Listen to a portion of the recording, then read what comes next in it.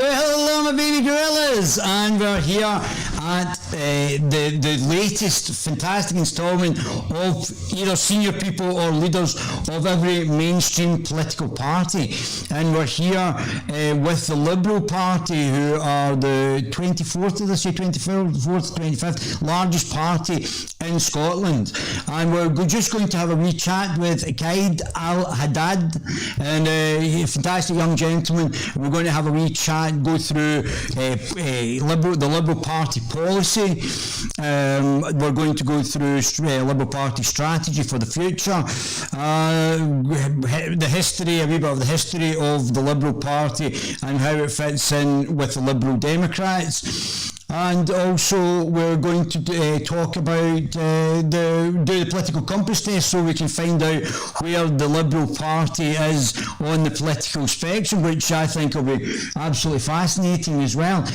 And I think I should do a bit of a disclosure just now that probably the Liberal Party is the party that I would most politically align with just now as a political entity. Although there's some policy differences, I think a combination of just now between the Liberal Party, a bit of Social Democrat, I think they're in the libertarian side of the liberal spectrum, so the libertarian liberals or classical liberals. So we will I'll discuss politics, policy, and we'll go into actual the details of what the Liberal Party is today and where it's at. So I'm really welcome, Kaid, to the Guerilla TV channel. Pleasure, thank you. And can you just tell us a wee bit about the Liberal Party just now and where it is as a political entity? So I'm the secretary for the Scottish Liberal Party up here in Scotland. We run autonomous of the National Liberal Party, which is based down in England, in Liverpool to be precise. At a national level, we have 8 councillors spread out, 3 or 4 which are in England. There's a handful in Somerset, and there's a couple down in sort of Devon neck of the woods. We are technically the second largest party, or the second oldest party in British politics, and the party that exists in its current form is as a result of the discontinuation of the sort of SEP Liberal Alliance, which came about in 1988. So we were against that, if you like, and we sort of went off and formed our own. Why was the party against it, Kate? Because we thought that back then that there was too much compromise to be had between us and the Liberal, between us and the SDP rather. So it's a Social Democratic Party. Social Democratic Party. So the SDP are a social democratic party. They're fiscally liberal, socially culturally also conservative. We didn't think we tied into that very well. There was too much compromise to be had. So we voted against it, and we went off to not form our own party stuff, but we factionalized, if you like. So you basically continued the party. You basically continued the party. And its original state, yes. Yes, and some people went off to form the Liberal Democrats as we currently know. Yes. Oh, that's very interesting. I hadn't heard about it. It sort of slipped the political radar for me. And when I think I saw the Social Democrats up first as a individual political entity, and I think then the Liberal Party came back up as well. Now I've obviously done my political compass test, so I'm a sort of centre-right libertarian liberal. And I think people call it a classical liberal, but I think the political terminology, libertarian. Go on. Sorry, the party officially is a classical liberal party. That's where we are. Our official stance is a classical liberal party, but we don't put much emphasis on that. Because we would rather the oddest sense of the word, as opposed to sort of a bit more niche and a bit more So yeah, probably should be the best way to put it in that respect. But we are officially a classical Liberal party. And I think that's possibly why I would consider joining you. I've already discussed with you about the setting up of a libertarian Liberal party, and and that would be very similar, but I think from a policy point of view they might be different. I've noticed as well when I've talked to you, were asking me who I'd talked to earlier on, so I've talked to the Family Party and the UKIP, which is quite interesting because the Family Party sort of not came out of UKIP, but certainly I think Richard was an ex-UKIP member, and they're very similar. They're actually liberal, although they have got some conservative policies, so it's quite interesting. I don't think they would be a perfect fit for somebody who's a classical liberal, but I would definitely recognise them as liberals, but there's with again, as you pointed out with the SDP, with a small c conservatism in parts of the policy as well. Ed? Yeah, absolutely. Yeah, I think as we discussed over the phone, anybody who espouses family values is naturally small c conservative. Dramatically, and obviously when the Family Party do that, because the name, I'm sure you could have done that in the past as well. You know, maybe not so much nowadays. I don't know where they stand on family issues, on family policy, but certainly in the past. I think we did cover it. You'd have to go back through and watch the UKIP sort of discussion we had for 3 hours, because we did cover quite a lot of it. It was quite interesting as well. They did cover it, but again, where they actually sit on the political spectrum is quite interesting. As de facto centrists, they are, even though they have got small c conservatives, which I would agree with you, policies, they probably are quite centrist, and there's some, probably you could actually work with them on economic issues, because you would probably get a similar sort of take on economic issues. So where does the Liberal Party Where does the Liberal Party stand on taxation? For example, in the Scottish Parliament, we have the ability to vary tax rates of up to 3 pence. So we can reduce Scottish tax by 3 pence, which would help some of the poorest families. What's the Liberal Party want to reduce taxation and reduce public spending, or where does it stand, or increase taxation or increase public spending? Where does the Liberal Party policy stand? Broadly speaking, we want to take people on the lower end of the income spectrum out of tax completely, and we want to cut red tape for businesses as well, small to medium-sized businesses on the most part. That's the focus of our attention. We're a sort of bottom-up party rather than a top-down party. But by the same token, I mean, one party policy to name would be, we would happily slap on 50% for people earning over and above 100,000 a year. And per annum, so we would happily slap 50 pence on those sorts of people, but that's not the focus of our attention. The focus of our attention is people on the lower end of the income spectrum.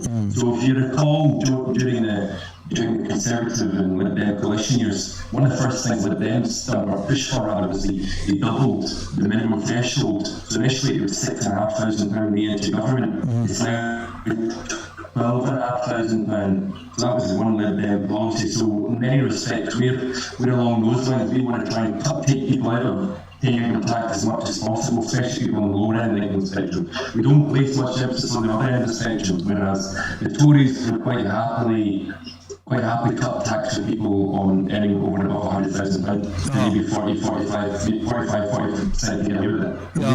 That's not the focus of our attention. We're more of a bottom-up approach. And where would you stand on, I was saying to UKIP as well, I was in the top 13 business plans for all the universities in Scotland in 2008. The government had set up a competition to actually identify entrepreneurs to actually, so that they can be identified, and they set up a charity in a way of actually identifying these entrepreneurs.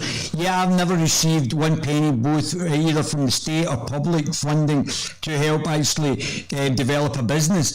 I would say that our main focus should be in stage 1, stage 2 startups for entrepreneurs, financing of these startups, because this can fall under like business angels, because you need to get to a certain size before you get business angels, venture capital will look at you, even the banks will look at you. So what's the Liberal Party's policy on some sort of funding for new businesses to actually develop that? Because that'll increase the economy and increase the GDP.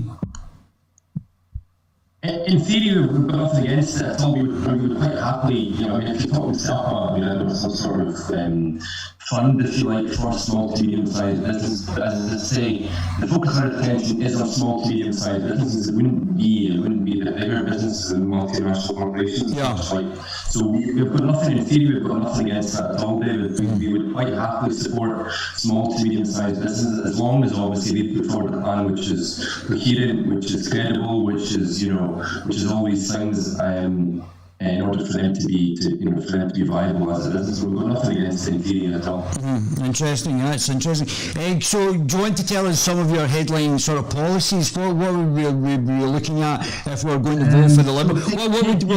Let me just clarify. What would we be looking that we would be voting for the Liberal Party that may not be the Liberal Democrats? What would the difference between the Liberal Party and the Liberal Democrats in policy be? Right, so we want an elected upper chamber, which is almost in the form of a Senate, a bit like what they have in the US. Right. So we would completely get rid of the House of Lords in its current state. We would have about 250 to maybe 300 elected officials, no more than 70 that have to retire by age of 75. They'll be elected under a sort of proportional representation, the STV system.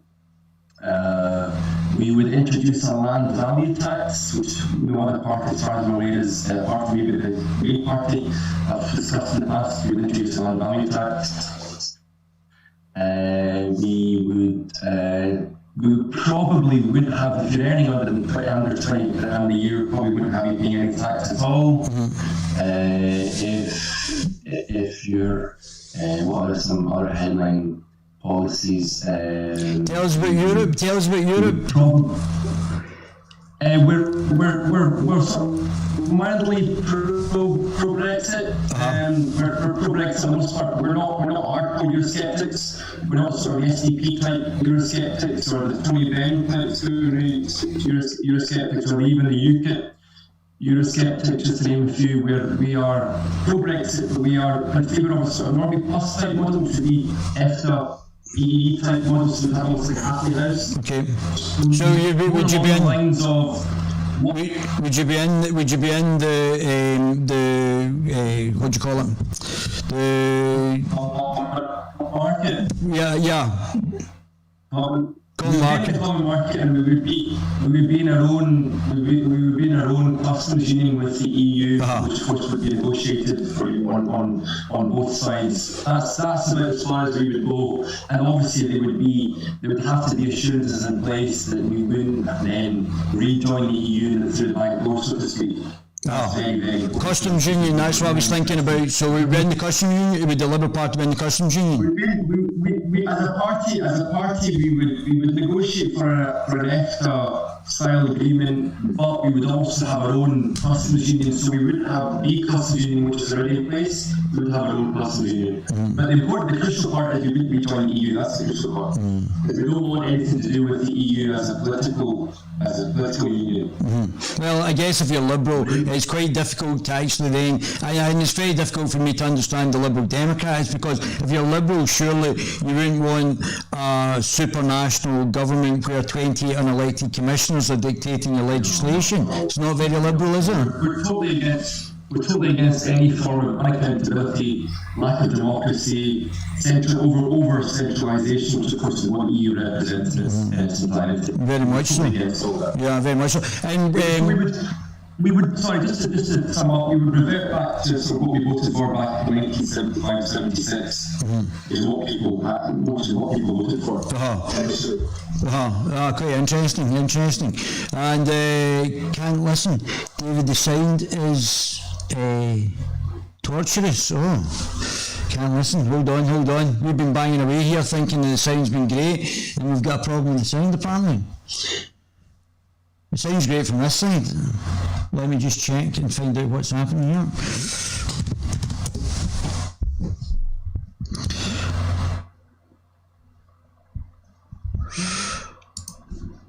Let me just give it a second. The sound apparently. It sounds great from this side. And what is it to be violent? If you're honest about handling policies, tells you. I wonder what that is. We're wildly for Brexit, and we're not there seems to be some sort of echo on the line. I'm not quite sure what's. It doesn't seem to be that bad, but it seems to be some sort of echo. Let me just check. In Scotland, and we're just going to have a wee chat with the guide Al-Haddad, and he's a fantastic young gentleman. We're going to have a wee chat, go through the Liberal Party policy. We're going to go through the Liberal Party strategy for the future. Yeah, it's not great, but I'm going to get a sound engineer to actually do this. I'm going to get a sound engineer to do this. I'll bring that down a bit. Let me just check. Let me just check if this is such.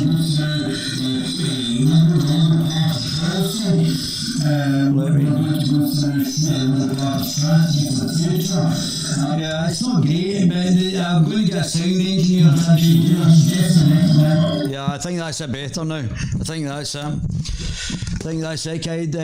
That should be better now, mate. Yes, carry on, my friend, carry on. Oh no, you're muted. Hold on, you're muted now.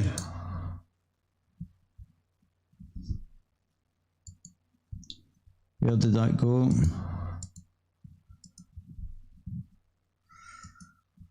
Yeah. I'm not quite sure. Can you say something, my friend? No, you're muted. Why have I muted that? That's a bit of a problem there. No, muted. We can't hear anything from there. Hold on, buddy. What has happened here? That is.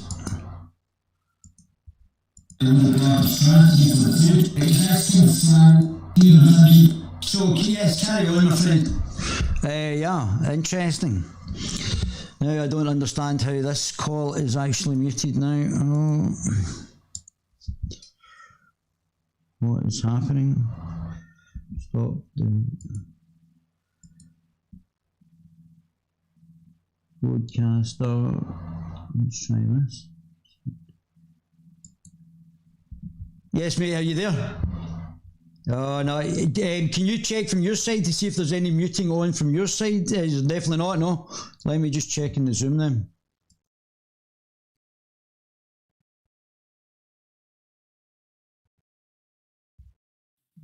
Hello? Oh, that's it, mate, that's it. Can you hear me? Yeah, I can hear you now. Fantastic, okay. Good stuff. I think that sounds better. Let me just check. Just keep talking and let me just check and make sure. Can you hear me now, David? That's great. Hello, testing. Fantastic. I think that's us, my friend.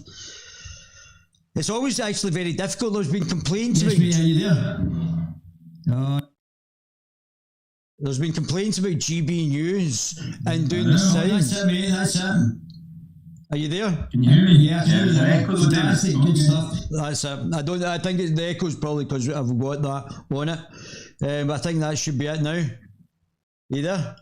I'm there. I'm here, That's David. great. That's great. Fantastic. So that should be it now, and it should be better. It was actually coming through when we were actually having a chat, coming through really well. So I think, but there seems to be a problem with the sound. I've got some the Rodecaster Pro, got some great equipment, but even with this great equipment, there's still within the OBS, and there's still echoes coming through when you're actually doing these things. So when I'm actually on the Zoom call with you just now, it sounds absolutely perfect. But when it's actually going through the OBS and through that way, it causes problems for the listener. It starts to echo and things like that. It's a very, very strange. And GB News is having problems with the sound as well. And that just has to be tweaked until it's absolutely perfect. But when we're having the chat, just you and I in Zoom, it comes across absolutely perfectly. But that's great. Let's go. So let's carry on. So I was summarising, David. In summary, our Brexit position is we want to revert back to what we voted for back in 1975. An economic union, but not a political union. That's it in summary. Yeah. Well, I mean, I think that's correct as well, isn't it? I think that's from a democratic point of view, that would be the correct thing to actually do. But I mean, obviously now it's a wee bit trickier because we're slightly politically further down the road now, and it doesn't look like that's potentially going to be the political stance that actually happens now. And I think as a liberal and as a probably a libertarian liberal, I would actually like to go to see it almost like a Singapore type country where there's less taxation, a reduction in the public sector, and yeah, as a libertarian, obviously that makes sense. We have to. I mean, I have to clarify. We're not a libertarian party, David. There's a very clear distinction. So libertarians want to do away with government altogether. We don't want to do away with government. We just want to limit government. But no. So we want to make government. We want to make government as least as possible. Yeah. I feel like if I could put it that way. Whereas libertarians would do away with government altogether, depending on what type of libertarian you are. Yeah. The thing about this, and I understand where you're coming from, but this is wrong politics, and I'll explain why it's wrong politics. Let me just get this up for you, mate, and we'll get a chat about this. I'll get a political compass test up, and we'll get a wee chat about it. Just a blank one. Oh, you can't see this. Let me just share my screen with you, mate.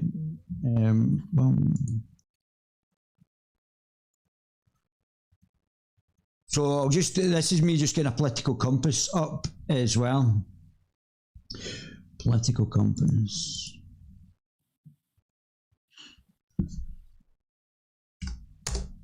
So I totally get what you're saying to me. I understand, and Carol Benjamin is also on the record for saying he doesn't like the use of the word libertarian in it, because what you said is what he says as well. And I'm going to try and explain why this is incorrect. Right? Where the hell is that? Just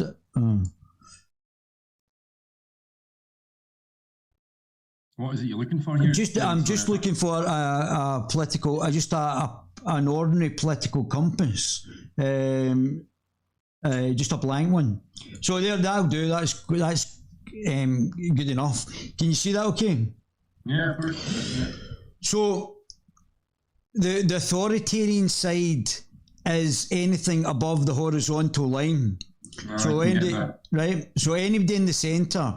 So the liberalism goes up and down either side. So the neoliberal, I'm sure you do. This is obviously for the people who may not understand politics. So the neoliberals we are sort of up here because they're sort of a mildly authoritarian from the Social Democrats, the Liberal Democrats, and the Christian Democrats on the left. So the neoliberals have pushed the neoliberalist globalist agenda, and they have wanted the one world, moves towards the one world government. But certainly, if you don't understand the word one currency, they have certainly pushed towards being governed by non-elected institutions such as the EU and now the SNP are wanting legislation brought forward from the UN, which nobody's ever elected. So all of these people are authoritarian. They might be liberal, but they're authoritarian or neoliberals.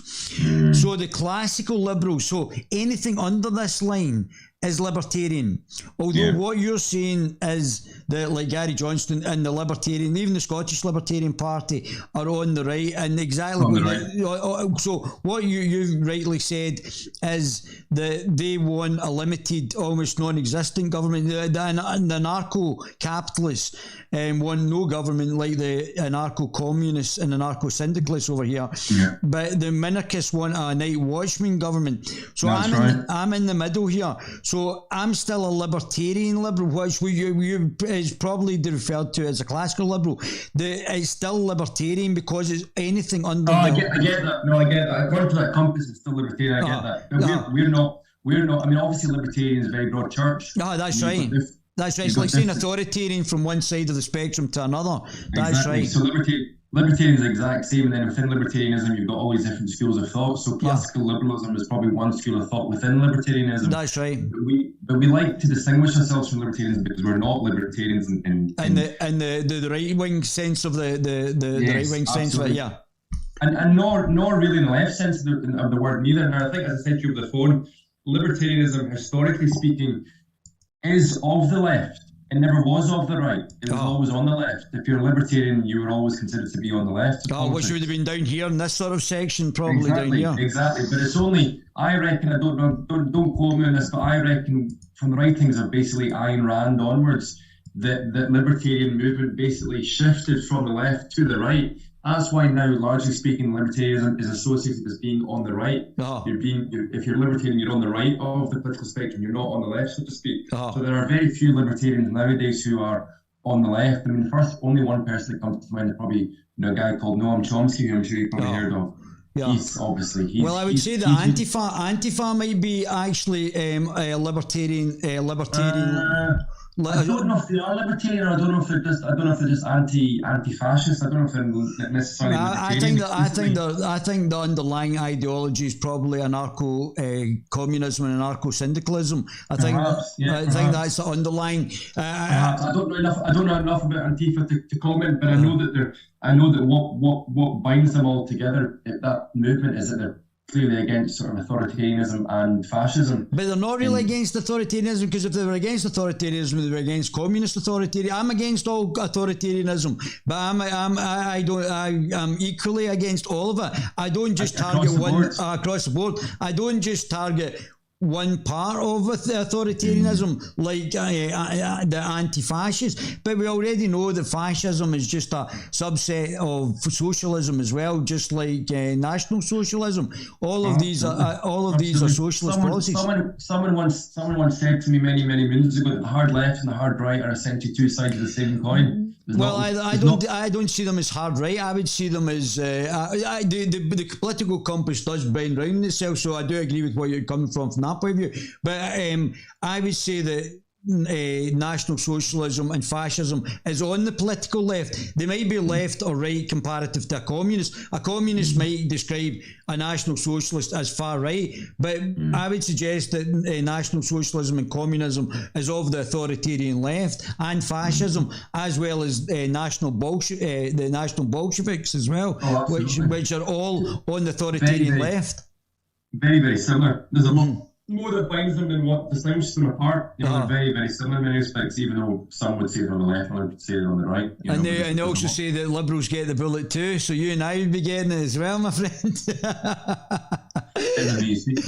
Yes, indeed. So let's do this then, because this will be quite interesting. I think that's a good segue into doing this. Have you done your political compass test before? No, I think quite a few years ago now. Not certainly not recently anyway. So I don't want you to do it from your personal point of view. I would like you to do it from the party's point of view. Does that make sense? So there'll be certain questions. Let me just get this up and share this. There'll be certain questions that you can only answer probably from a personal point of view as well.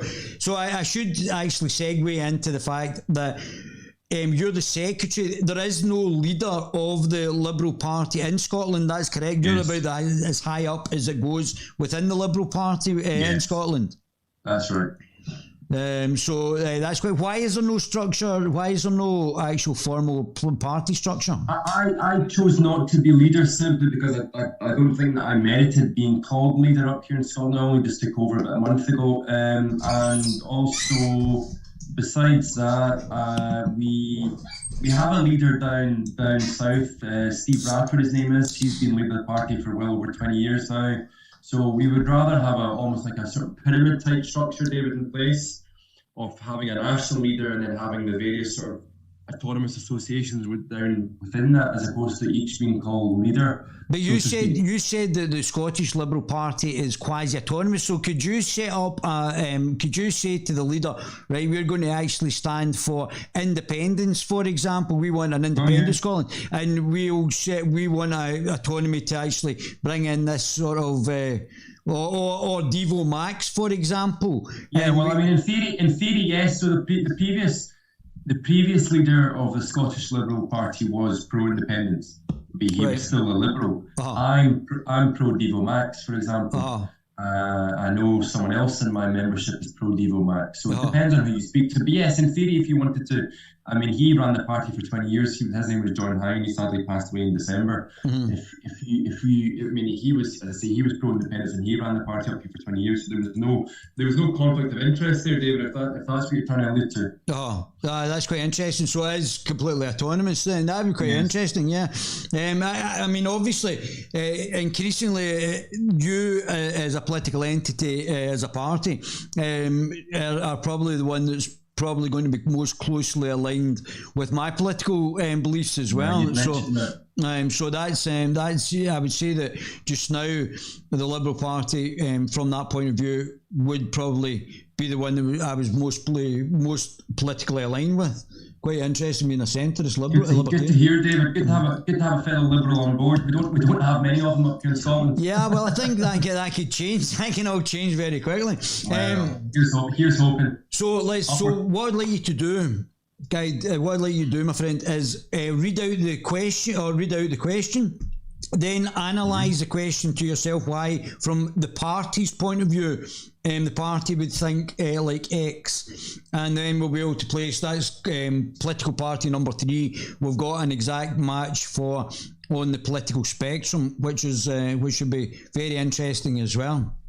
So, so I'm answering these questions from a party perspective, not from a personal perspective. Yes, right, there might be ones that you could only do from that point of view, but obviously make sure that you try and do it from what the party's position is, and not your own personal. David, no worries. Fire away, David. On you go. Right, can you see them? Can you see them? Read them out.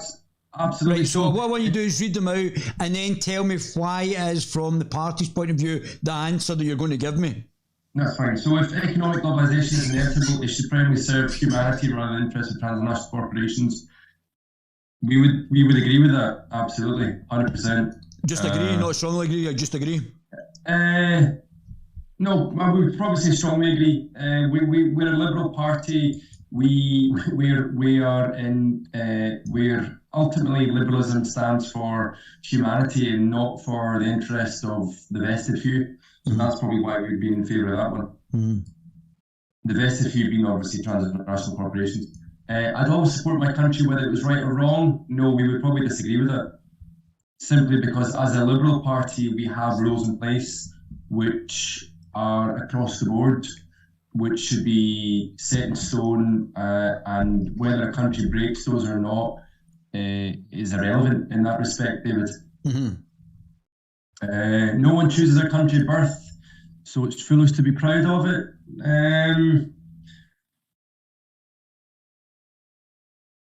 No, I suppose as a Liberal you can still be proud of your country. I don't think there's any conflict of interest there really per se. So we would probably disagree with that. Mildly disagree with that. One race has many superior qualities compared to other races. We would strongly disagree with that. The enemy of my enemy is my friend. No, disagree with that. Not necessarily. Again, could be true in theory, but not necessarily, David. So it doesn't always hold. Military action that defies international law is sometimes justified. No, strongly disagree with that. We are very much a party of rules and regulations from an international perspective, David. So you would take on board what the UN says, even though it's not democratically electable or accountable? Yes. Well, if a rule has been put into place through consensus, then yes, I'd imagine that probably we would do that, David. Yes. Despite the reservation about the UN being perhaps undemocratic or not maybe as democratic as what we would like it to be. There's now a varying fusion of information and entertainment. Yeah, maybe mildly disagree with that, David. Mildly disagree with that. I mean, personally speaking, I don't watch TV, so I don't know. But from a party point of view, perhaps, David, yeah, perhaps would be.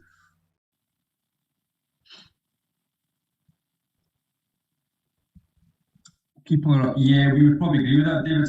Can you read it out for me, bud? People are ultimately divided more by class than by nationality. Yeah, well, most likely. Maybe less prevalent nowadays to what it was maybe 50 years ago, but certainly probably still the case, David. Controlling inflation is more important than controlling unemployment? No, we would probably disagree with that. Because corporations cannot be trusted to voluntarily protect the environment, they require regulation? Yes, we agree with that, David. From each according to his ability, each according to his need is a fundamentally good idea. No, we probably disagree with that, David. That sounds quasi-communist to me. we're not communist in any sense of the word. So, I mean, obviously, I'll stop you in the middle. I don't usually stop them, people in the middle of this. But there seems to be, people are describing what to me seems certainly socialist, if not communist, ideals through Black Lives Matter, whose leaders say they're Marxists. And they're saying that these are liberals. Do you think there's an issue with tainting of liberalism, with the sort of marrying between what people are describing as liberalism and what is actually Marxism that's now, I think they're trying to masquerade it as liberalism? Yeah, well, the problem with liberalism is it's almost, I mean, we pride ourselves on being a classical liberal party and almost as being the true liberals, if you like, the true heirs of liberalism from the time of the 16th and 17th century, whereas liberalism has gone through so many different what would be the word? So many different forms, David. It's almost lost its entire meaning and entity, if you like. Mm-hmm. You know, we now go through this whole sort of woke, sort of cancel culture agenda which is taking place, which of course many liberals have latched onto. Personally speaking, I'm not in favour of that at all. Mm-hmm. So it depends on ultimately how you define liberalism, David. If you're going along the classical liberal route, then no.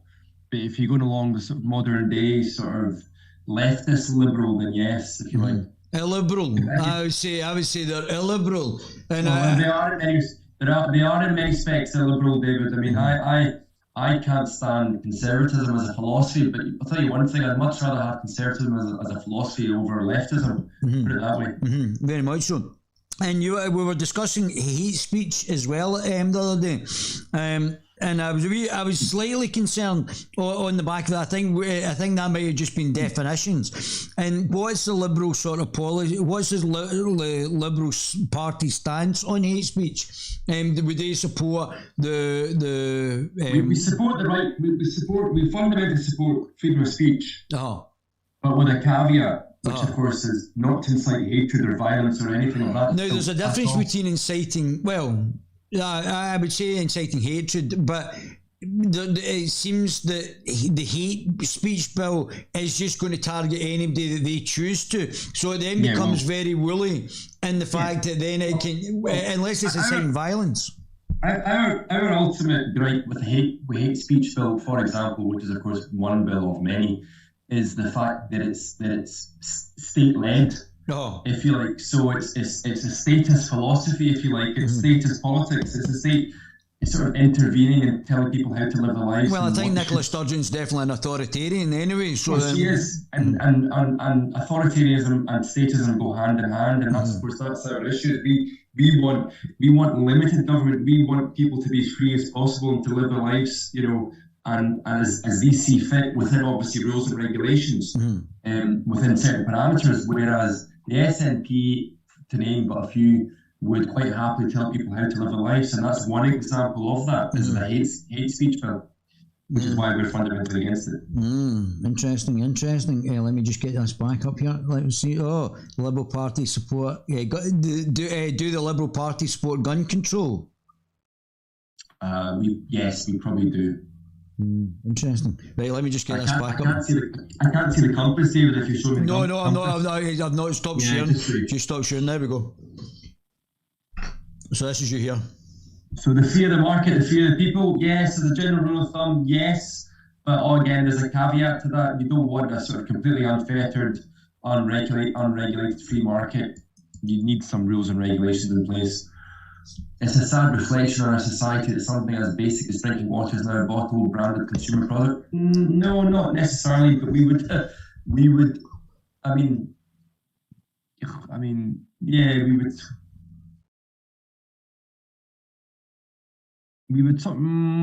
very, very mildly agree with that, David. Very mildly agree with that. Very well. We would nationalise, for example, water. As a party, we would nationalise water, but like how the SNP have nationalised water up here. So Scottish water up here is nationalised by the government, whereas down south it's in private hands. So we would probably nationalise it, David.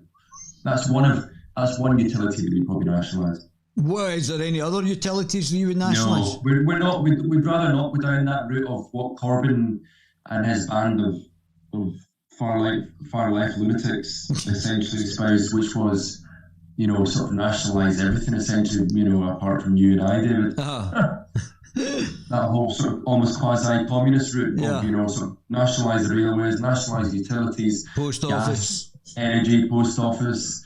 They would nationalise everything if they get away with it. And whereas the Tories would probably do the opposite. They would privatise everything like Margaret Thatcher done back in the early 80s. Yeah.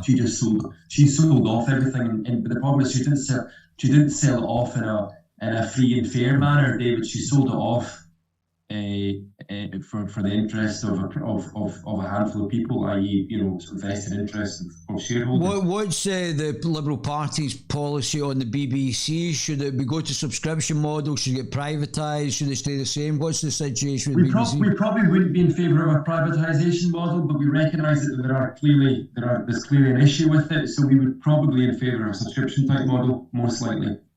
But I don't think we've come to a conclusion on that yet, David. So that's me speaking at a personal capacity here. Oh. Interesting. Okay, let's keep going then. You see, land should be a commodity we bought and sold. Madly disagree with that. No, not necessarily. But again, we're in favour of land value tax in order to be regulated, David. So there are plenty of people up and down this country, especially in Scotland. There's a great book by an MSP or a former MSP called Andy Whiteman. I know Andy Whiteman. Land reform in this country, and he wrote a book called The Poor Have No Lawyers, which discusses in depth land reform in this country, and he alludes to the fact that land in this country is a major it won't be the word avenue for inequality, if you like. There are something like 432 people that own 50% of the land in Scotland. Literally 432 people. So, where I live in Garnet Hill is named after the Duke of Buccleuch, a guy called Richard Scott, who's the first or second wealthiest landlord in the whole of Scotland, if not the UK. Yeah, interesting. So we're not necessarily against people having large swathes of land, David. We would regulate it in the form of a tax. Hence why we're in favour of land value tax. It's regrettable that many personal fortunes are made by people who simply manipulate money and contribute nothing to the society. Yes, we would probably agree with that. And you're wanting to become a fund manager?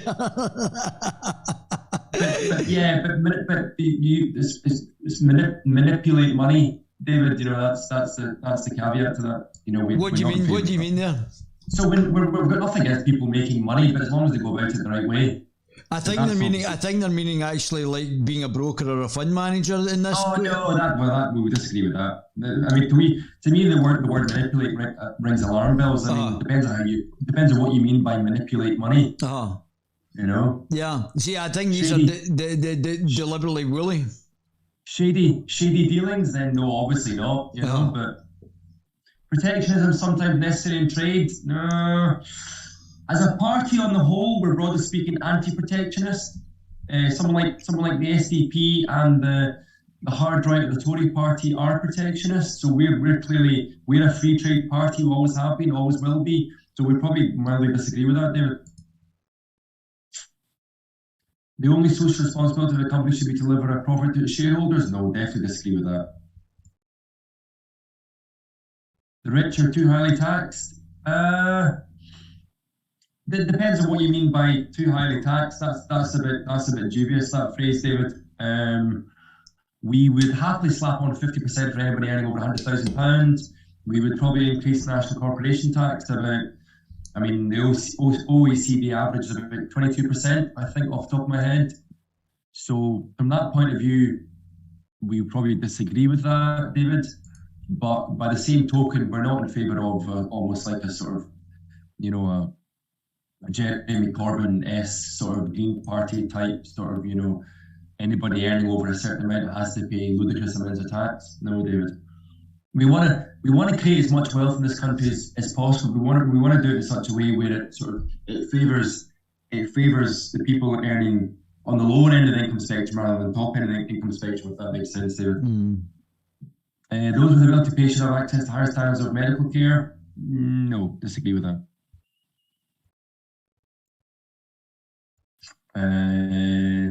Government should penalise business that misleading the public. Yes, I agree with that, David. Most likely agree with that. Mildly agree with that. A genuine free market requires restrictions of the ability of predator. Yes, absolutely, strongly agree with that, David. We are a pro-free market party, but we mean free market in the literal sense of the word. Abortion when a woman's life is not threatened should always be illegal. No, disagree with that, David. We are a pro-choice party. And all authorities should be questioned. Yes, strongly agree with that. We're very much in favour of that.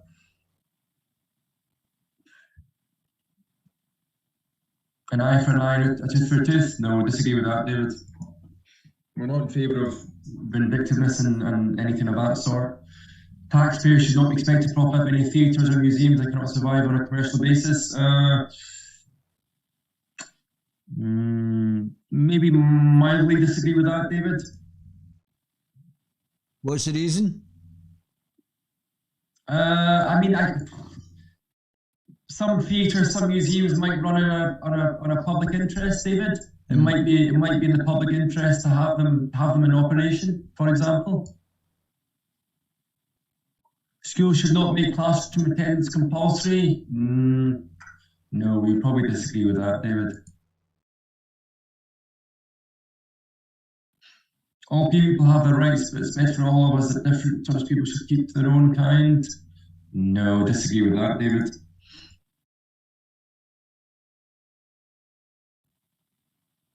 Good parents sometimes have to spank their children. No, disagree with that, David. Having said that, though, we're not a party of telling people. Having said that, though, David, we're not a status party. We don't like telling people how to live their lives, but we would probably disagree with that. It's natural for children to keep some secrets from their parents. Absolutely, I agree with that. Possessing marijuana for personal use should not be a criminal offence. Strongly agree with that.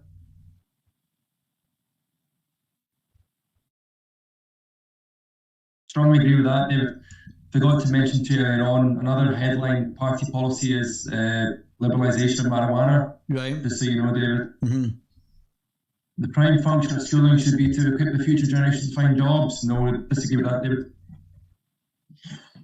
Nice. People with serious inheritable disabilities not be allowed to reproduce. No, strongly disagree with that, David.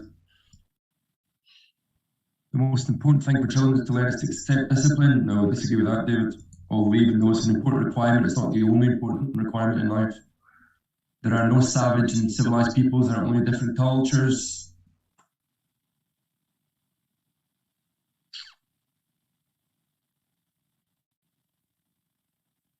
We probably mildly agree with that, David.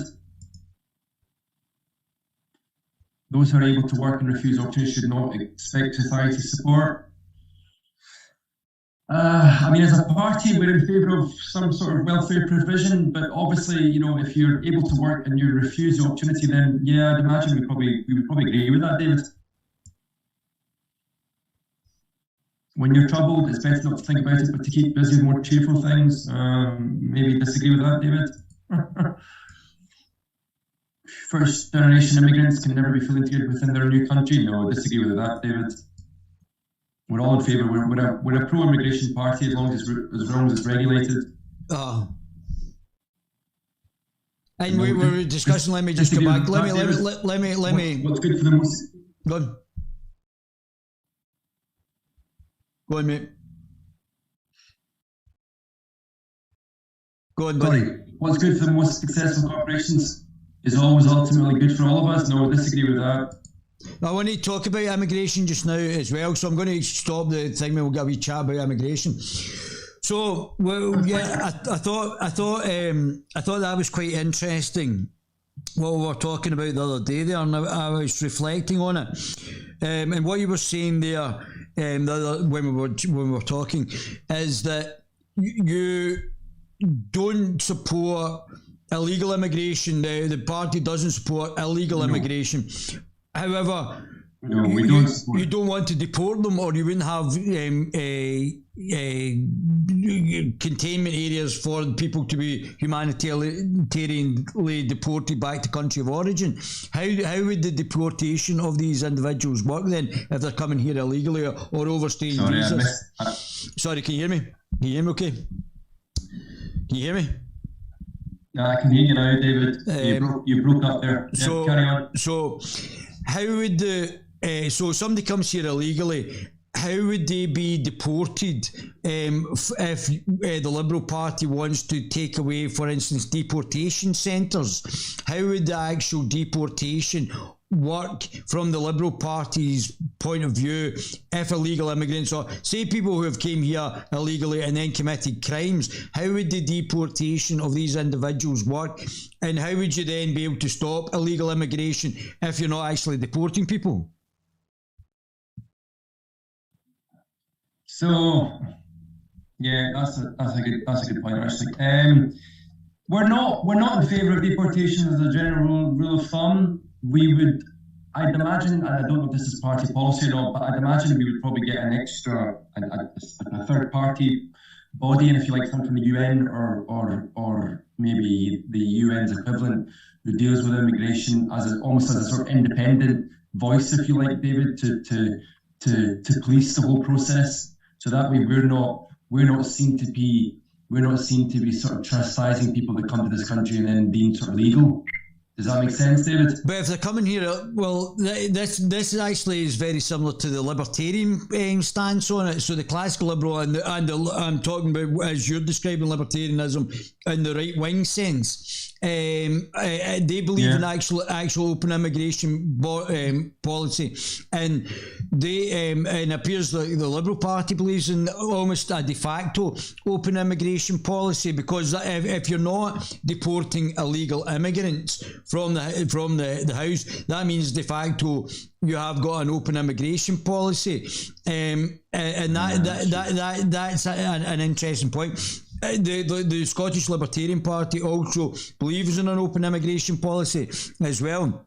But it's a bit like, my point from a political point of view, would it be a bit like having a house and you saying, well, I don't want anybody to come into my house. I've got walls and doors, but if anybody gets in my house, they can just stay there indefinitely, use the stuff, and I'm not going to phone the police to actually get them removed from my house. They can just sit there, eat my stuff, and use my electricity because they're once sitting now in my house. So that the only thing is that you're just extrapolating that up into a national basis. So if you're saying, so by that premise, which the Liberal Party and the Scottish Libertarian Party are saying, that anybody who's now coming here and can actually just get here is de facto then not get any political ramifications for coming here illegally and not going through the legal process of legally migrating, and thereby they've got the person who legally migrates and the person that just turns up here, and the Liberal Party or the Scottish Libertarian Party will not put back to their own country, is then de facto, we have then de facto an open immigration policy. Would that be fair? No, we don't have an open. We don't have an open immigration policy from that point of view, David. We would obviously clamp down on anybody who comes into this country illegally. We just wouldn't necessarily be in favour of the deportation centre. Does that make sense?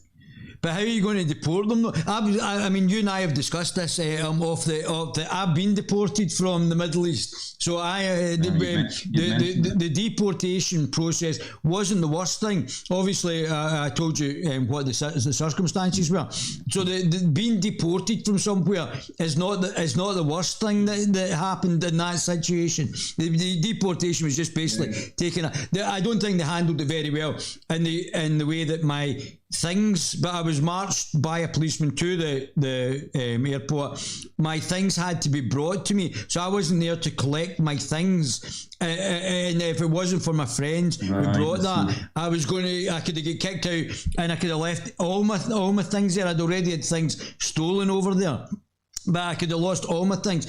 So the fact that I was not able to collect my baggage as well, that was the only issue. But the actual me being held to be deported back to the country of origin, which I didn't, because I didn't have a right to stay, it wasn't a major issue.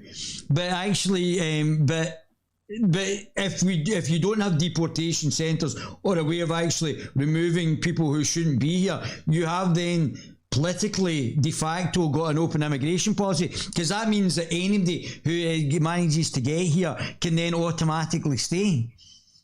And that means that whether it's explicit or implicit.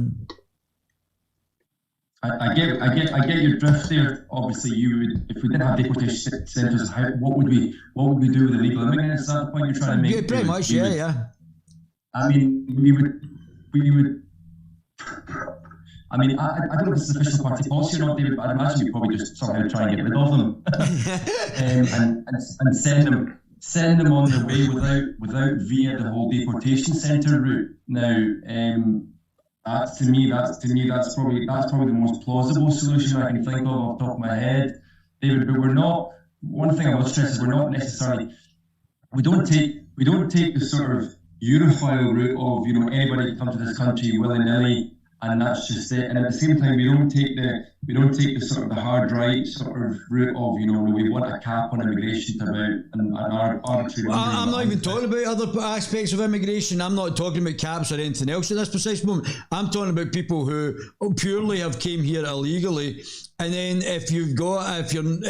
I'm not even talking about caps and people who are refugees or anything else, but I'm purely talking about the fact if you've came here illegally, you would then, unless you're actually deporting the person who's came here illegally, then you've got a de facto open immigration policy. And it's not just you that's doing this. I'm going to have to speak to the Scottish Libertarian Party, because you have to know what I'm looking for in the way that I'm sort of questioning these is, what would the party policy be? Because unless we know what the party policy be, what is, then we don't actually then know what the actual underlying policy on immigration would be. Because you either allow illegal immigrants, and I think Nicola Sturgeon and and the Conservative Party as well as the Liberals are just basically ignoring the problem. The people come here in dinghies in the middle of a pandemic, not necessarily all refugees, which doesn't make a lot of sense just now, and they're being put up in hotels just now. And we don't know. I know from a political reason why this is happening, because of the Barcelona process, the Union of the Mediterranean, and the UN Compact in Marrakesh. We have de facto now got an open immigration policy because we're not deporting illegal immigrants. Now, I'm not talking about the refugees that are coming here, the people that are actually genuine refugees, but we have, if people are just able to walk in, so they would then just be able to walk into your house and use your stuff. Basically, it's the same principle, and then you wouldn't be able to afford. I get that. We're obviously not in favour of, if you want to use that analogy, of someone walking into your house and start to use your living room and use your bedroom and use your, walk into your kitchen and start raiding your fridge. We're obviously not in favour of that. But by the same token, we're not necessarily in favour of deportation centres, which of course has caused a lot of controversy recently. So I would imagine that we would most likely probably take the sort of Lib Dem route of sort of trying to integrate people into this country as best as we can, especially the. But that's my point, though. So de facto, then, if that's your point, that means that anybody that comes here that turns up and says, right, I'm not moving, or has come here illegally, they're then de facto have emigrated here. So we then de facto we have an open immigration policy. I'm not even talking about. We're not. I know, but I understand I understand that you may not want that, but the fact that that's the rule, the political sort of direction, that means that would actually happen, because unless you're deporting illegal immigrants, then you have de facto an open immigration policy. No, we don't necessarily. No, we definitely don't have an open immigration policy, and we don't have an arbitrary cap on how many people should be here. But at the same time, we're not in favour of detention centres. So I'd imagine if anybody comes here legally and we find them to be illegal, then one of the first things we would do is we would try and immediately get rid of them. Is obviously within the confines of international law, because we are a party of international law ultimately, and we wouldn't want to be seen to be breaking that. And that's, I would imagine that must be probably our party policy on that issue, David. It's quite, and I know you came from the UAE, but I don't know what the international law and human rights in like the UAE would be from what had actually happened to me. It seems like, and this is my point, when you get to the UN sort of level, the countries who seem to be exempt from human rights are able then to make laws that would affect other countries on human rights as well. Yeah. So that's a bit of that concerns me about having like the UN deciding on an international. The thing about it though, David, is you either agree with the UN framework or you don't, and obviously countries like the United Arab Emirates and such like don't agree with the UN framework. That's why they have their own rules, David. That's why obviously you got deported for whatever reason you got deported. I think you explained to me obviously the reason why you got deported, which obviously by our standards wouldn't be deemed to be fit and proper. Whereas, to be honest with you, the deportation wasn't a problem, apart from the fact of not being able to get my stuff. But I did eventually get my stuff because my friends brought it to me. But there was no issue there from a humanitarian point about being deported. That was me just getting a flight back to the UK, and I actually respect him. I don't have any issues about the deportation. If that's what they want to do, it's their country and they should be able to have the right to deport. The difficulty I had was the humanitarian 2 years of lack of humanitarian. I'd imagine we would probably bring in a 28-day limit on immigration detention and probably overhaul the long overdue pledge of granting asylum seekers the right to work, which would probably be in favour of, David. I think that's I agree with that, That's two policies that probably come to mind immediately. As for detention centres are a big no-no. We're not in favour of those at all. Especially people that have been in detention centres for X amount of years without I'm not against that as well. Without any due process, we're definitely against that by any stretch of the imagination. Right, let's go back then. Let's go back and let's crack on with this. So here we go. Where are we? No broadcasting institution, however independent in its content, shouldn't receive public funding. No, we'd probably disagree with that, David.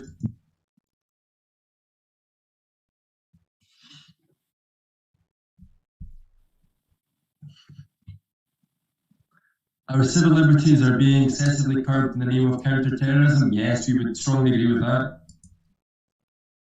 Significant advantage of one-party state is that it avoids all the arguments to delay progress in the democratic system. No, we would definitely disagree with that, David. Strongly disagree, David. Strongly disagree. As a party, I mean that's part of the issue we have up here in Scotland is that essentially we live in a one-party state. Yeah, and it's quite strange. It's quite strange as well because it does have some sort of level of proportional representation, and we're still living in and it's very weird. What is there any political reform that the Liberal Party would do to the Scottish electoral system? We would change we'd most likely be in favour of STV rather than MMP, which is what the system we currently have. So mixed member proportional system we currently have, which is a combination of both first past the post and proportional representation. We would do away with that completely and introduce a fully gold standard proportional representation, which is the STV model. Can you just explain to people who don't understand what it is, what that actually represents? STV model stands for single transferable vote. And in terms of proportionality, it is more proportional than any other form of proportional representation system that we have, i.e. mixed member proportional system, proportional party list, and what's the other one? The Hunt system, which is used in Israel. And it's the Hunt in Scotland as well for the regional list. That's right. Mm-hmm. Why would you not just? Why would you not just change the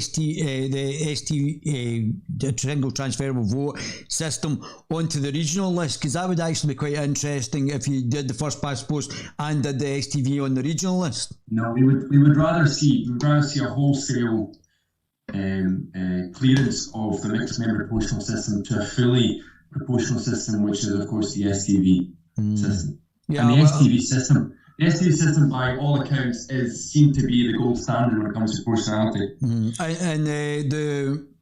Obviously, just now we've got a media that is stopping the smaller parties, not giving time to actually allow and stopping the smaller parties actually having the ability to speak on the media, and thereby not allowing. One of the great things about speaking to you and speaking to the other smaller parties is we're starting to get your voices out there and people actually starting to listen to you and starting to understand. But the media likes to restrict the debate. So the media almost restricts the debate to the five main parties, and it doesn't allow other people other political parties to actually have a say. Because I think a lot of people are going to find it very interesting what you've been saying about the Liberal Party as well, which they might not have even known about, and they might not have understood the differences between the Liberal Party and the Liberal Democrats. It'd be nicer as a minor party, so to speak, to get more coverage, but obviously, we are after all, David, a minor party, and we have to recognise that. We're not an SNP, we're not a Labour Party, we're not a Conservative Party. We have obviously a lot more resources, a lot more manpower, a lot more finances, and so on and so forth. So we have to recognise that we are ultimately a minor party, and that's just it, Well, we're going to do an alternative question time, and hopefully you can come on it and actually put your case for the Liberal Party as well on YouTube. So the other leaders have been quite interested so far, and we'll get people from the left, right, and centre, and that gives an opportunity for smaller parties to actually be heard rather than restricted by the mainstream media. Okay, let's continue with this. Although the electronic age makes official surveillance easier, only wrongdoers need to be worried. Although the electronic age makes official surveillance only... No, not necessarily, David. I think it is an encroachment on people's civil liberties, so I'd probably agree with that. Agree? Probably disagree with that. The death penalty should be an option for the most serious crimes. No, strongly disagree with that. We are a Liberal Party after all. We're certainly not in favour of capital punishment. In a civilised society, one must always have people above to be obeyed and people below to be commanded. No, disagree with that, David. We're more in favour of a horizontal style arrangement rather than a sort of top-down centralisation type model. Abstract art that doesn't represent anything should be considered art at all. No, disagree with that. Criminal justice, punishment should be more important than rehabilitation. No, disagree with that. It's a waste of time to try to rehabilitate some criminals. No, strongly disagree with that. Strongly disagree. What's the logic behind that? Because obviously some people who are psychopaths, I don't think it's reformable. So what happens in the sort of people with psychopathic minds? How would you, for instance, be able to rehabilitate those individuals, or what would you do with those individuals? So in that case, perhaps we couldn't rehabilitate them, David, but obviously they would have to go through some sort of medical review in order to verify that. But the question, sorry, can you go back to the question? Yeah, sure, David? Sure. Just 1 second.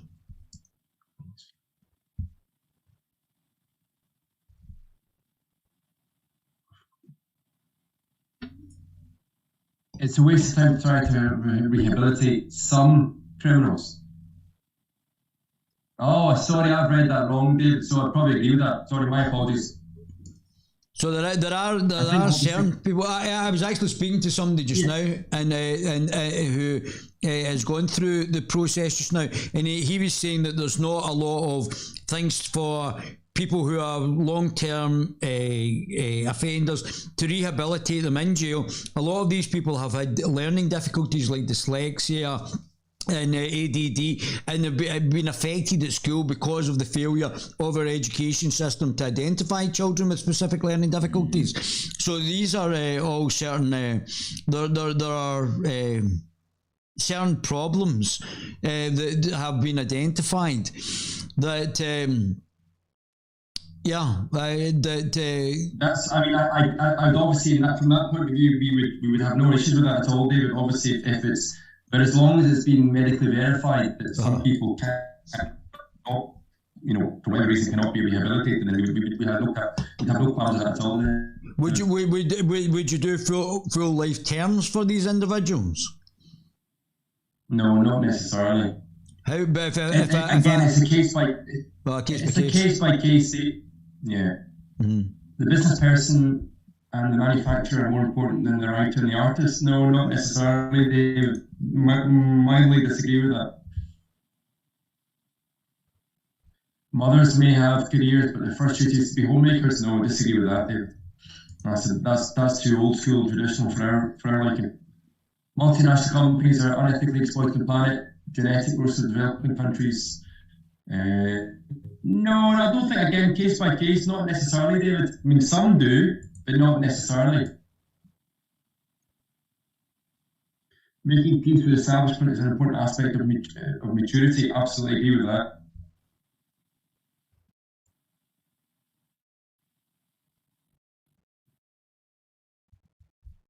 Astrology accurately explains many things. No, strongly disagree with that, David.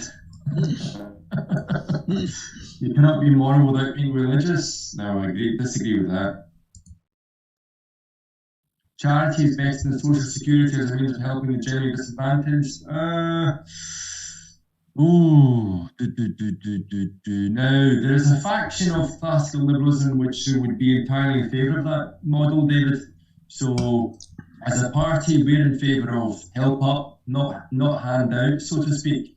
Obviously, the social security method over the years has come under scrutiny, has come under quite a lot of.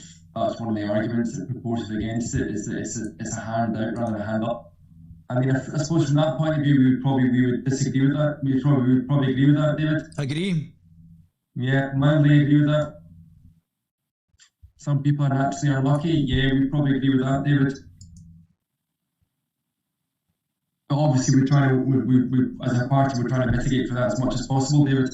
Mm. So we're trying to help as many people as we possibly can get on in life and live the lives that they want to flourish. Is obviously as much as possible, quote unquote, David. That makes sense. Yeah, of course. It's important that my child's school instills religious values. No, not necessarily. Disagree with that. I mean, I'm religious myself, David, but I've also got a very secular outlook in life. If I look at sex inside marriage is usually immoral. No, disagree with that. Not for the state to infringe what people do in the bedroom. A same-sex couple in a stable, loving relationship should not be excluded from the possibility of child adoption. No, disagree with that. Should not be. Sorry, agree with that. Sorry, agree with that. Pornography depicting consenting adults should be legal for the adult population. Yeah, absolutely agree with that. People, when they choose to watch pornography, they can choose to watch pornography.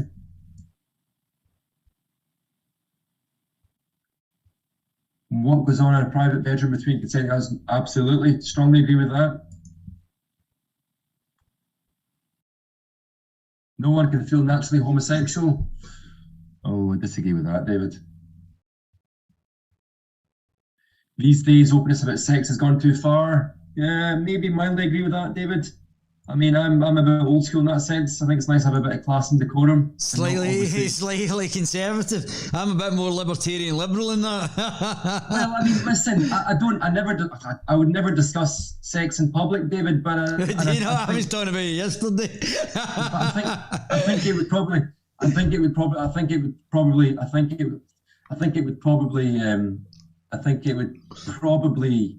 probably go without saying that these days, you know, it can be a bit in your face, which is not very nice, David. Yeah. Well, again, what people do in the confines of the private bedroom is none of my business, and I don't want the state to encroach on that. Yeah. But again, people have to realise that there's a fine line, you know. I've got a smutty sense of humour, so that's probably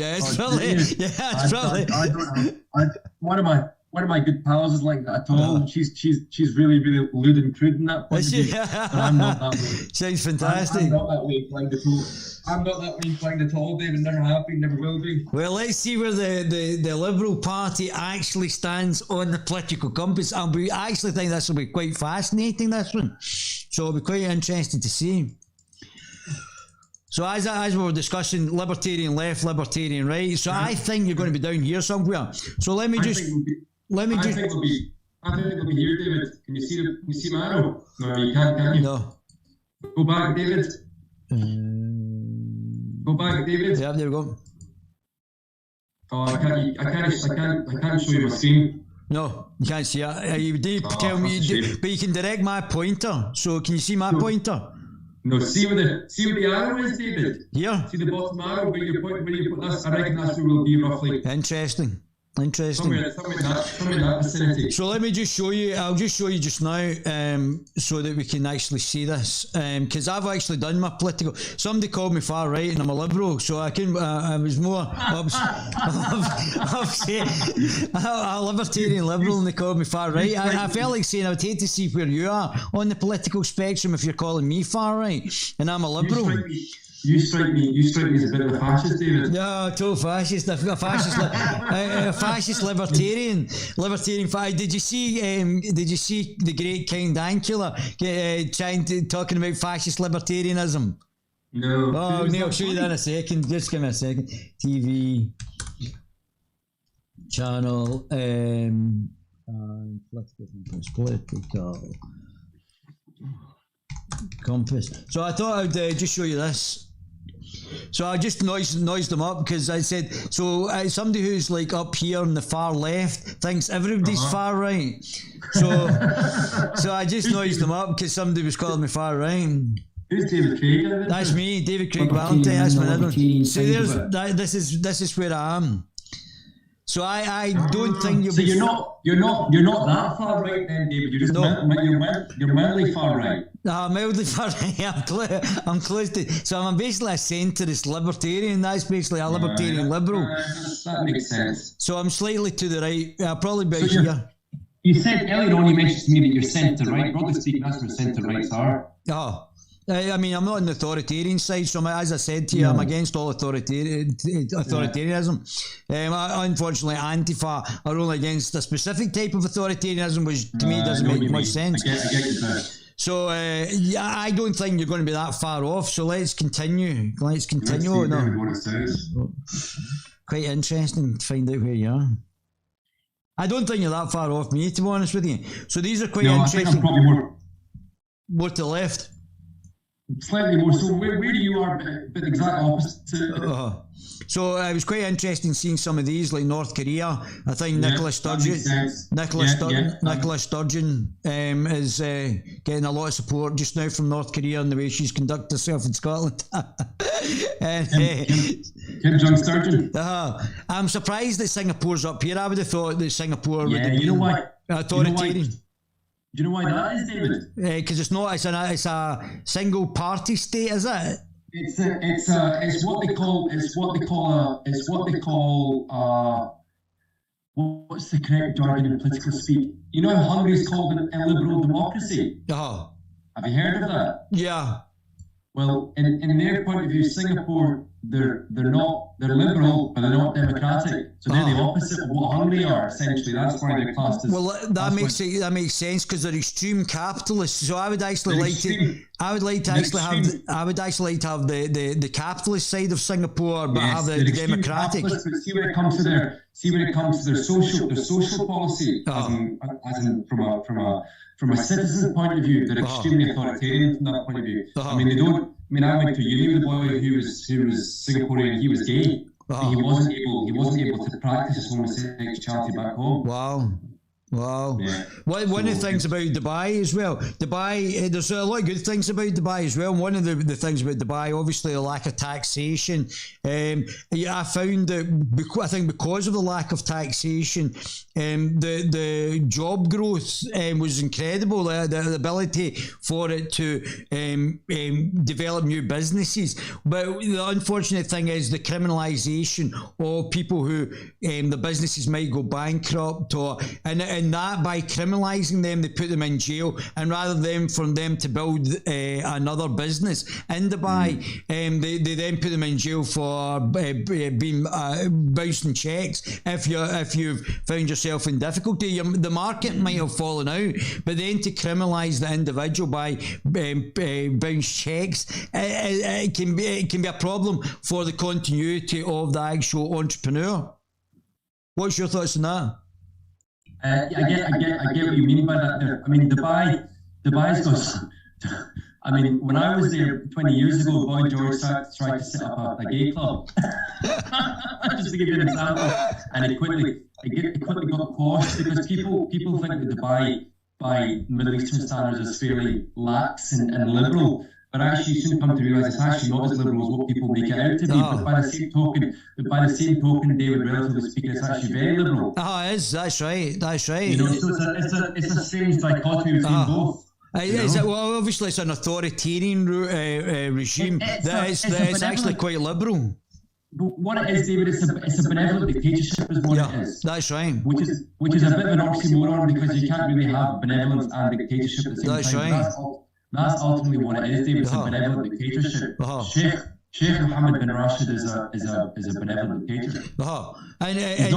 In some aspects it's really good, in some aspects it's terrible. Oh yeah, it's great. It's great from the point of view that things get done. I mean, he issues a decree tomorrow and it gets done. There's nothing about. Whereas from our point of view, I mean, look how long it takes for us to pass legislation in this country. It takes literally weeks, months, if not years. I mean, depending on the type of legislation that's in play. So that's one of the plus sides of that. Very much so, yeah. But obviously the flip side to that model is that, well, who's he been elected by?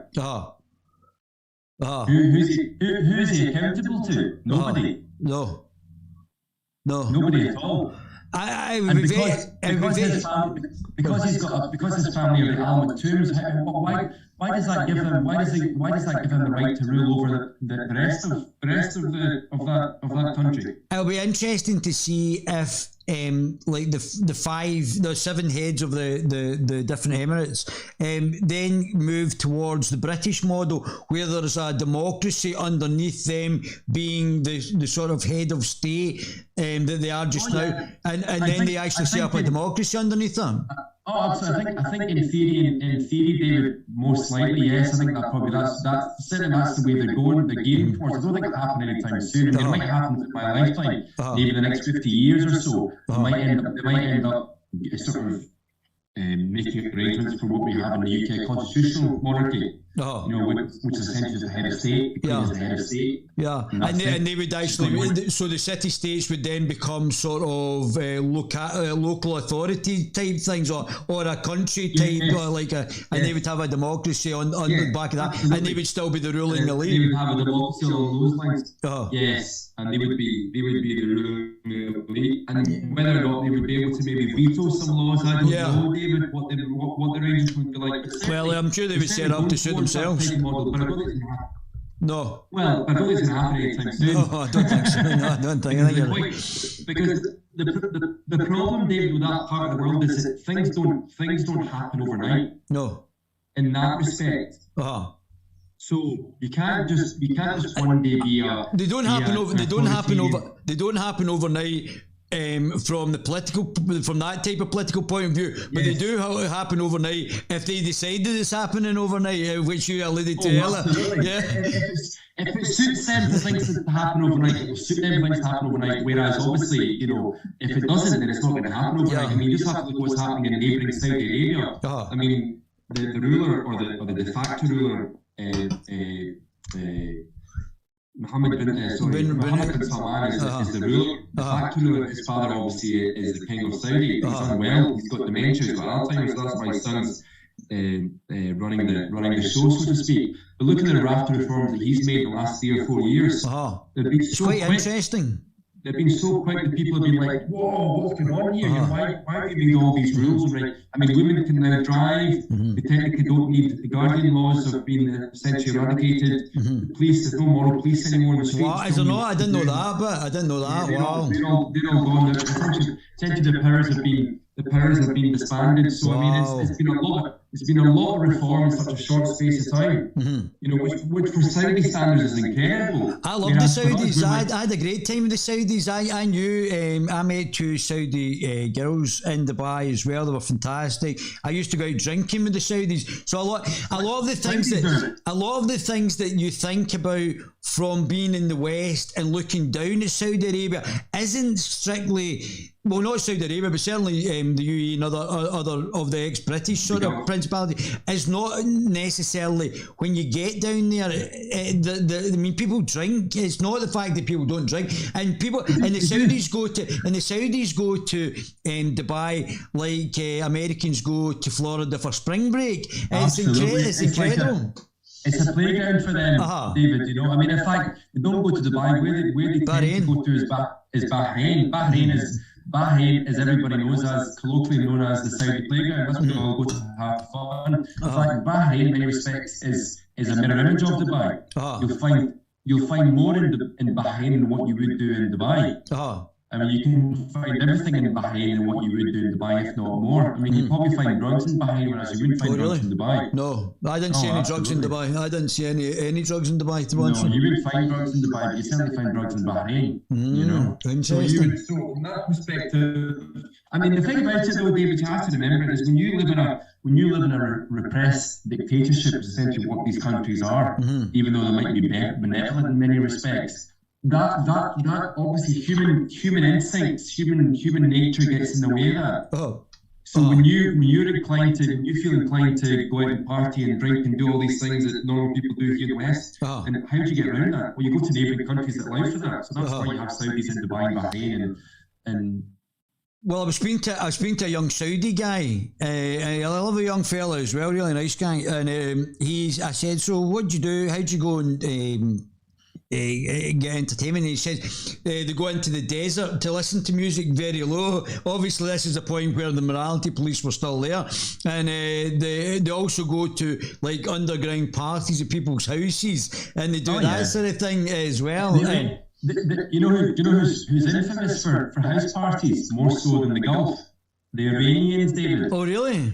Because in Iran you don't have pubs and clubs and entertainment bars.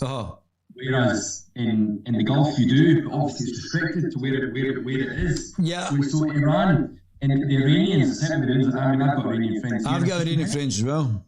I said, well, how do you guys have fun back home? Well, we have fun in the confines of people's homes because it's allowed there, like, because the police can't interfere in what you do than the privacy of your own home. Yeah, and they're great, and I really like the young Iranians as well, because you would think in these sort of situations you were going into some sort of Islamic, and they were all very fundamental, but they're exactly the opposite, because they are repressed. Exactly the opposite. Iranians are less Islamic, quote unquote Islamic, than what the Gulf youth are. 100 times so. I mean, the Iranian population, the everyday man in the street, the Joe Blogs off the street, they're not interested in well, I would even go further. I would say that some, certainly a proportion, are actually of the young Iranians are actually hostile now to the suppression of the Islamic. They're actually hostile. They actually want freedom, and they want almost like under the Tsar, the freedom back that they had under the Tsar. Absolutely, the Iranians have no time for the Iranian population have got no time for anything associated with the regime in any aspect whatsoever. There's only from what I gather, there's about 10 to 50% of the population are actually quote unquote religious. I mean, they go regularly attend the mosques and take part in the customs and traditions and whatnot. The rest of the population have got no interest in it at all. Yeah, and they're a great young bunch, the Iranians as well. Like you said, they're absolutely fantastic. They're a really nice bunch as well. Whereas with the Gulf Arabs, probably close to the 50%. I reckon, maybe a bit more. I don't know, I can't figure on it, but it's certainly a lot higher than what the Iranians are, David, that's for sure. I mean, I go on great with all the Arabs from all over the place, but there seemed to be there was a bit of hostility with 3 young Egyptian guys and an older Kuwaiti guy. Now, I didn't know what and again, this is one of the ignorance of the looking down the way from what the reality is when you're down there looking out the way, and you don't know, there's more of a problem with other people in that region with other sort of nationalities and other issues than there is with them in the West. The Arabs are very, very racist towards each other, David. It's almost like a caste system amongst themselves. Saudis being the pinnacle, and maybe even the North Africans being the least of the bunch. Yeah. And the Lebanese and the Syrian being somewhere in the middle. It's very well known that Arabs are incredibly racist, especially towards each other. But they say that there's no racism in there. I know that that's correct. See what you just said there? That's definitely correct, because I've lived with different Arabs. I've lived with a Palestinian Lebanese guy. I lived with a British Sudanese guy in there, and 2 Syrian guys. So I've lived with all of them, and I know exactly what you're saying as well.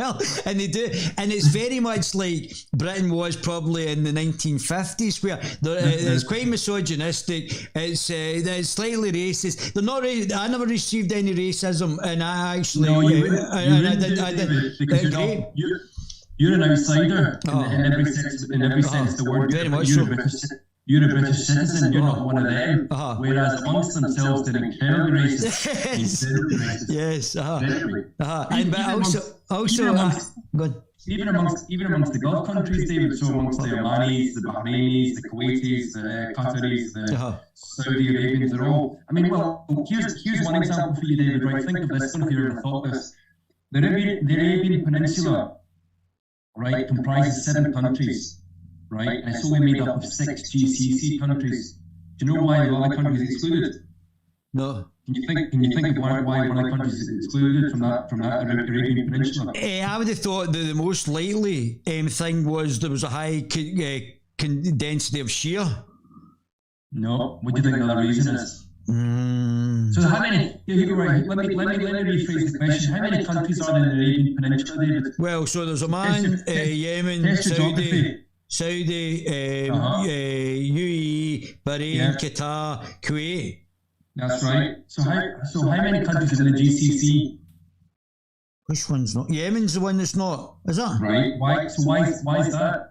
Yemen was. I thought that because of the Iranian influence and the. No, nothing to do with the Iranians at all. Nothing at all. Because they don't have the financial resources, same as the other GCC countries. But in reality, But in reality, Yemen should be every part of the GCC as any other country in that Arabian Peninsula. I would have thought that it was probably, if there was it's all coastal, they could have done resorts down there. No. Simply down to money. Ultimately down to money. No, I don't mean that. I'm talking. I think we're talking the same thing. No, we're saying it's all coastal. There could be some beautiful resorts down there. You could have had ports. You wouldn't bring in more money into it. No, I'm talking. No, I'm not saying that's what it's like just now. I'm saying it could have. It could have been. Well. But they've never been invited to be part of the GCC countries, and yet they're every part of that Arabian Peninsula as any other country. No, very much so.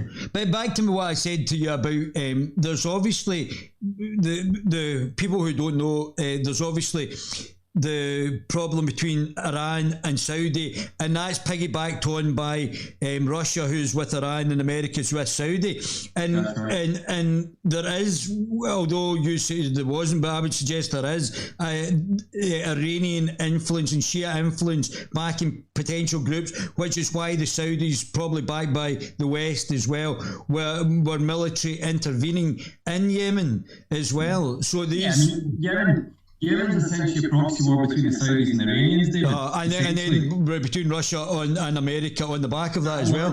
A larger scale, yes. But I mean, ultimately, that's what it is. That's why you have.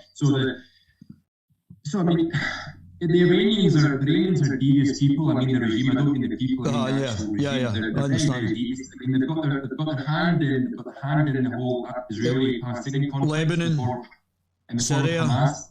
They've got their finger in Lebanese politics in the form of Hezbollah. They've got their hand in Syrian politics in the form of the Syrian regime, Bashar al-Assad. They've got their hand in Bahraini politics in the form of the Shia majority in Bahrain. And now they've got the hand in Iraqi politics, because the vast majority of Iraqis are Shia, in the south, and they've got the vast majority of they've got their finger in Yemeni politics in the form of the Houthis that they're backing. So that's essentially all these wars are all essentially being played out between two geopolitical giants in the form of Saudi Arabia and proxy conflicts. That's exactly what it is. Proxy conflicts between Saudi and Iranians. And between two religious entities, which is the Sunnis and the Shia. Competing ideologies ultimately is what it is. One's Sunni Salafist Wahhabist, the other one is Shia 12er and very much anti-Western. Whereas Saudis, even though they're Salafists and they're quite happy to behead you and I because we're not Salafists, they still recognise as being, they'll still shake our hand and say salam alaikum because we'll quite gladly sell you arms. You know what I'm saying, David? They're pragmatic. They're pragmatic, they're not daft, whereas the Iranians don't really give a flying monkey. They don't want our arms, to put it very bluntly, and they don't want anything to do with us because they don't recognise us as being one of them, so to speak. You know? But they do work with the Russians, though. They work with the Russians because, again, pragmatic reasons. The Russians obviously back them militarily, and the Iranians need the help of the Russians and the Chinese, in fact, because otherwise they would be swallowed up by the military might of the Israelis and Americans and the Saudis and the Brits and the French and the Germans and whatnot. I find it's a bit of a shame for the actual genuine man and woman in the street in Iran.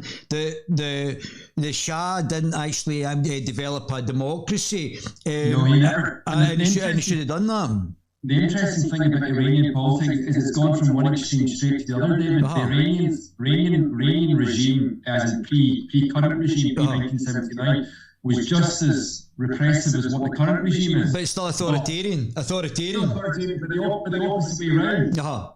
So the Shah was pro-Western, liberal, pro-monarchy, secular, but authoritarian.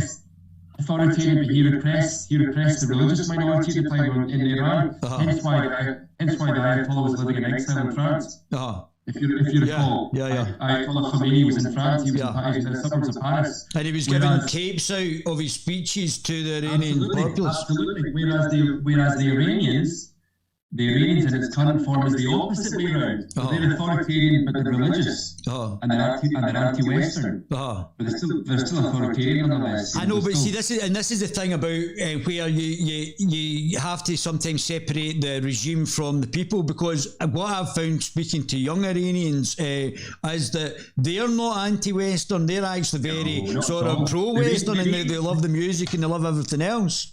As we've just discussed earlier on, David, the Iranian population are about as far flung from the Iranian regime as anybody else are. They've got no interest in mullahs and Shia Islam and anything associated with that ilk at all.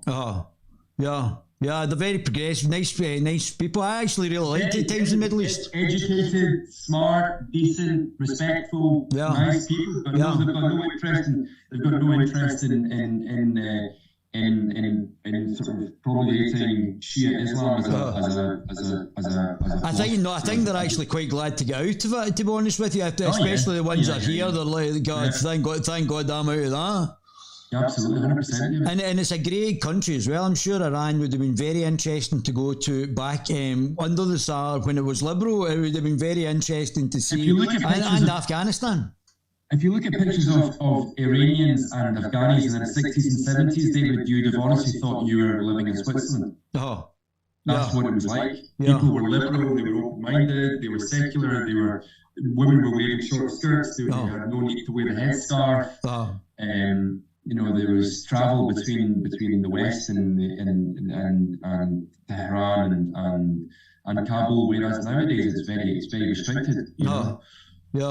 So I have a shame. I mean, I would actually probably go and live in the Saudi if it was in a liberal democracy. And I have to, for maybe the deficits of what he did in the embassy, he's certainly starting to reform. I think obviously there's problems with the oil price just now, especially the moves towards a greener renewable energy.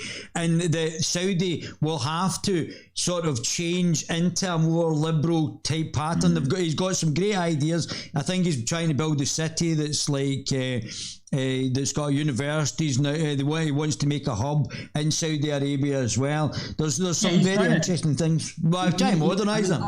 I mean, ultimately, what Saudi Arabia needs to do is it needs to move from the 19th century up to the 21st century. That's ultimately what needs to happen in Saudi Arabia.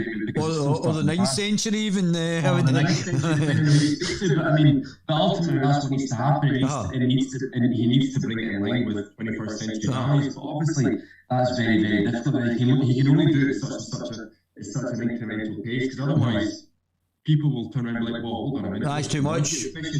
Especially the conservative core of his society in Saudi Arabia, which are still very, very prevalent. The Salafists and the Wahhabists and all these, the mullahs and the clerics, in Saudi, who are just as bad as the Iranians do in that respect. I mean, the regime anyway, they're just as bad. The two sides of the same coin, essentially. But I actually thought the young Iranians, the young Saudis were a great bunch as well. I was out drinking with them. They're very friendly. I really liked them and very intelligent. Saudis are two things, David. They're eclectic and they're ubiquitous. They're eclectic in the sense that you'll find an extremist Saudi who'll quite happily cut your head off.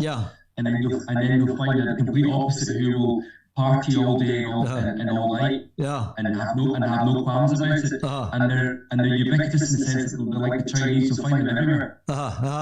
Everywhere you go in the world, you'll find a Saudi. I kid you not, everywhere you go, you'll find a Saudi. I actually met, when I came back from Dubai, I met a Saudi guy who had left Saudi Arabia, and he'd actually converted to a Christian. I don't think you have to convert to being a Christian in Scotland to actually stay in Scotland. You can convert to anything, but I think he wanted to move from Islam to something else, and he wanted to stay in Scotland because I think he had enough of the Saudi regime as well. There seems to be like elements of the younger sort of they don't want the Islamic totalitarian. One of my ex-girlfriends was Saudi, and she had nothing. I mean, she was Western educated. She lived a lot of her big portion of her life in Canada, and you would never have guessed in a million years that she was a Saudi. If you spoke to her in plain English, she was about as Western as you can get. So that's the dichotomy that you have to try and grapple with. Is that is to have a large swathe of the population who are under 30, under 35, who are Western educated, liberal in many respects, very much so, open-minded, all these things, and then of course they move back to Saudi, they move back to culture which is still, authoritarian and entrenched with Islamic fundamentalism, ultimately, which is very hard to marry those two things up together, David, Well, hopefully that eventually goes through, and the liberalism actually like we would, and it's like Pakistan as well. One of the guys that I watch is Harris Sultan, and Harris Sultan. Have you seen Harris Sultan's? You should go on YouTube and watch Harris Sultan. He's a lovely fella, Pakistani fella, and I think he's a liberal as well. And you don't realise that there's a liberalism in Pakistan as well. And that's quite interesting. I've never known, David. I mean, Pakistan has got its own issues altogether. They're very extremely corrupt, from what I gather. And Imran Khan is trying to sort of grapple with that and trying to put a stop to that. And they're quite religiously conservative as well. From that point of view. So they're still very tribal as well, from what I gather. They still do things along very tribal lines rather than sort of class lines, I suppose, like we would do here in the UK. He was having problems there with the religious fundamentalists. So right, okay. So let's go back to where we were nearly getting to the stage where we're going to show you the results. That's right. What's the result, David? Here we go. Oh. So I think you're on the left and you're right, and you're actually quite far down, so you're probably almost exactly where you said you were going to be. So you're definitely not authoritarian. Here we go. You're actually the flip side of my political compass. That's incredible. But I think just now, really, that anybody in that sort of area is going to be in that libertarian liberal sort of, and the liberalism goes sort of up in the middle here. That sort of libertarian liberalism is definitely somewhere that you can actually talk to. So what you and I would discuss would be policy, and we would probably disagree on certain parts of policy, but in a minor way. I don't think we would have, and I don't think we would have anything major to. I think that's quite very interesting from that point of view as well. So let's have a wee chat. So what else have we got?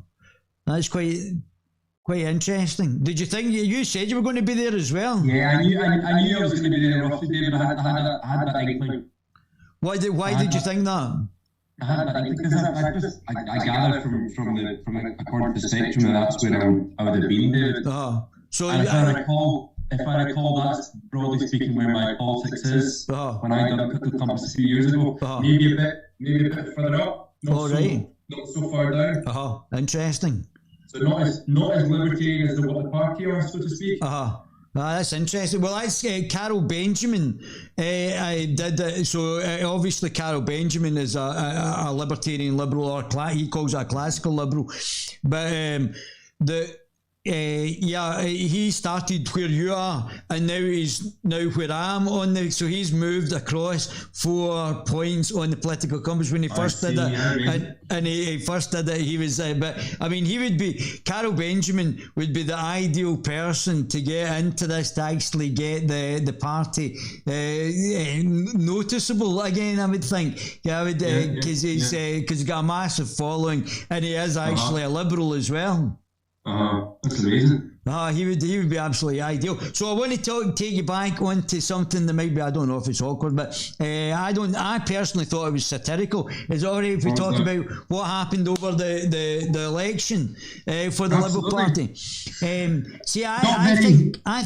I don't, well, from my point of view, and for me, you and I have discussed it already, I didn't think it was that bad, to be honest with you. I thought it was actually satirical. Well, I mean, from an outsider looking in, maybe it's not that bad, David. But from a let me put it into perspective, David. Right, prior to me taking over the party, there was a guy called John Hine who ran the party for the best part of about 20 years.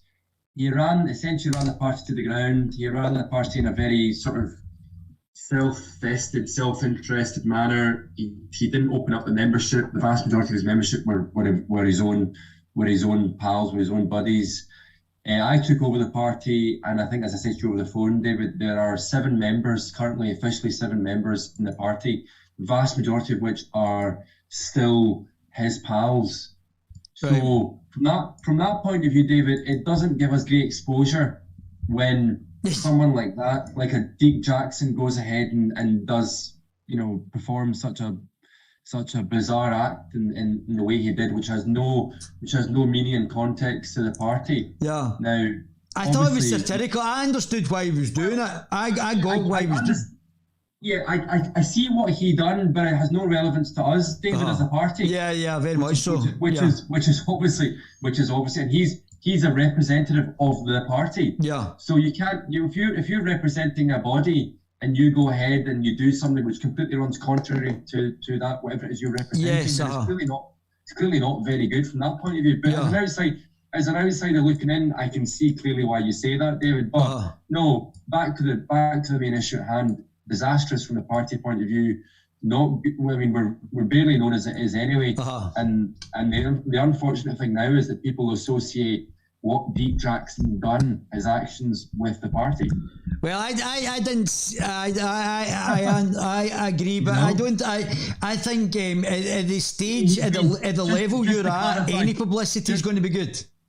Just to clarify for the viewers, he's been expelled. He'll never be part of the Labour Party again, and his actions in no way were endorsed by the party and in no way representative of the philosophy that we espouse in any respect. Just to clarify that, David. Yeah, I mean that's fair enough. But I would suggest that our friend here is more of an issue, and that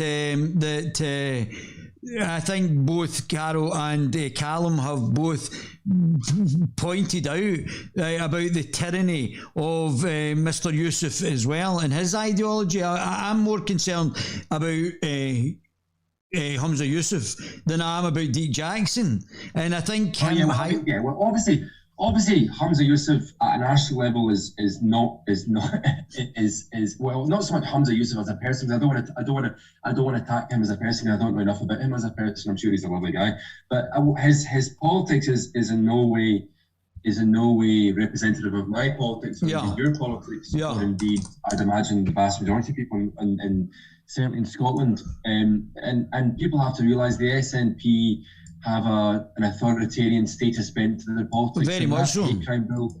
That hate crime bill goes hand in hand with that sort of politics. Yeah, and very authoritarian. I mean, it's quite for me. It's and that's not the first bill that you could flag up as being authoritarian or statist. They've got the hate crime bill.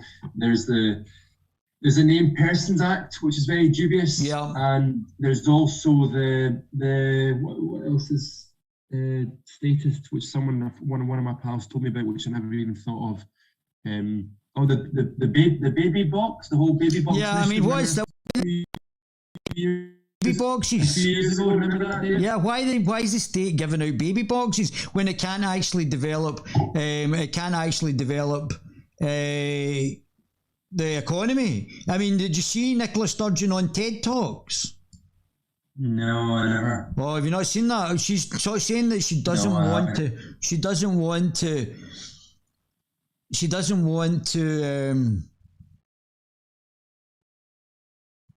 I don't know if I can do this.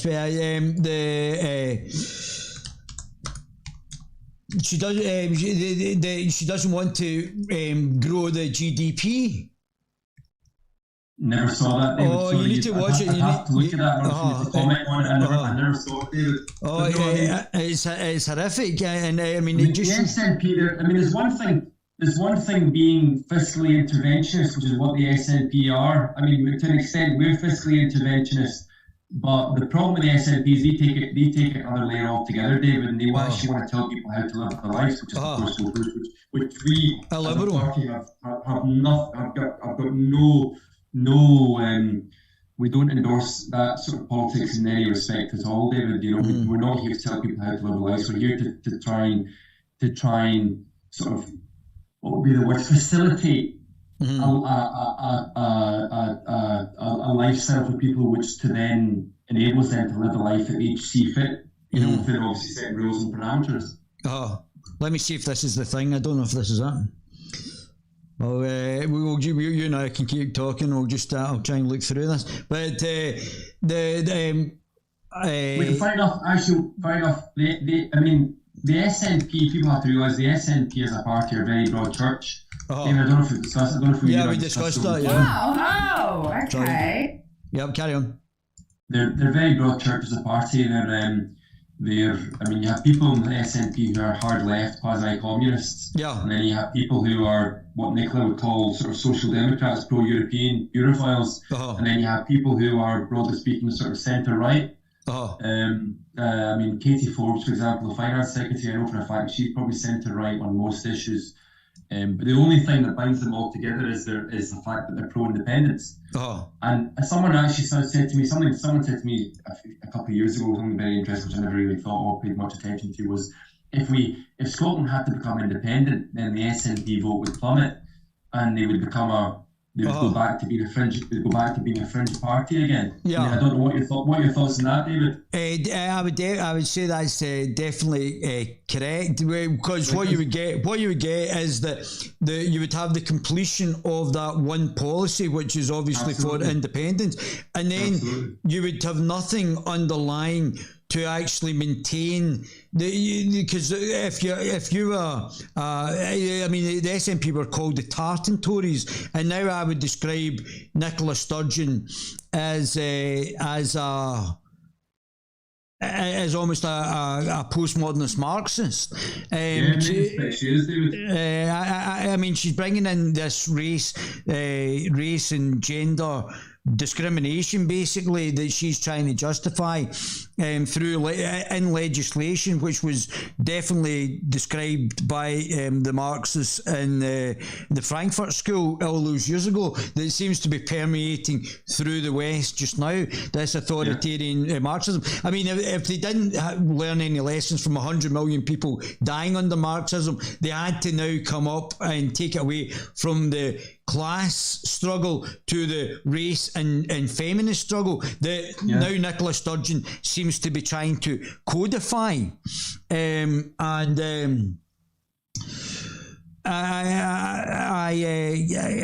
seems absolutely incredible that they didn't learn any lessons from this. It's worrying, David, that they well, two things. It's worrying that they espouse such politics, and B, that they have such a monopoly on Scottish politics. That there isn't a credible alternative voice to attack them on that, if you like, because the SNP unfortunately dominates Scottish politics, and that's just it. And they will probably dominate Scottish politics for the foreseeable future. I think the only way, I think, even despite their domestic record, the only way the SNP might end up not becoming or end up losing any credibility is if they lost a second independence vote. I think that's the only way they might lose credibility. So, for example, if they call a vote sometime next year or the year after and they lose it, undoubtedly people will end up asking questions and saying, well, hold on a minute, what's going on here? Well, you've been in power for over 15 years, you've lost 2 votes in less than 10 years. Time for change. But I think that would be the material change for me that would bring that about, I think, David. Oh, yeah, definitely. That's certainly something that I would do. I don't know. Let me try and see if it's on this, because I love the guys down here in the Lotus Eaters. I call them the Fetus Eaters. But the guys are definite liberals, and definitely the types of individuals that, from your party's point of view, that I would definitely think that they should be encouraging to join. I mean, for me, Carol Benjamin. Who are they, David? You do Carol Benjamin and Jonathan Wong and all the guys here. Oh, here we go. So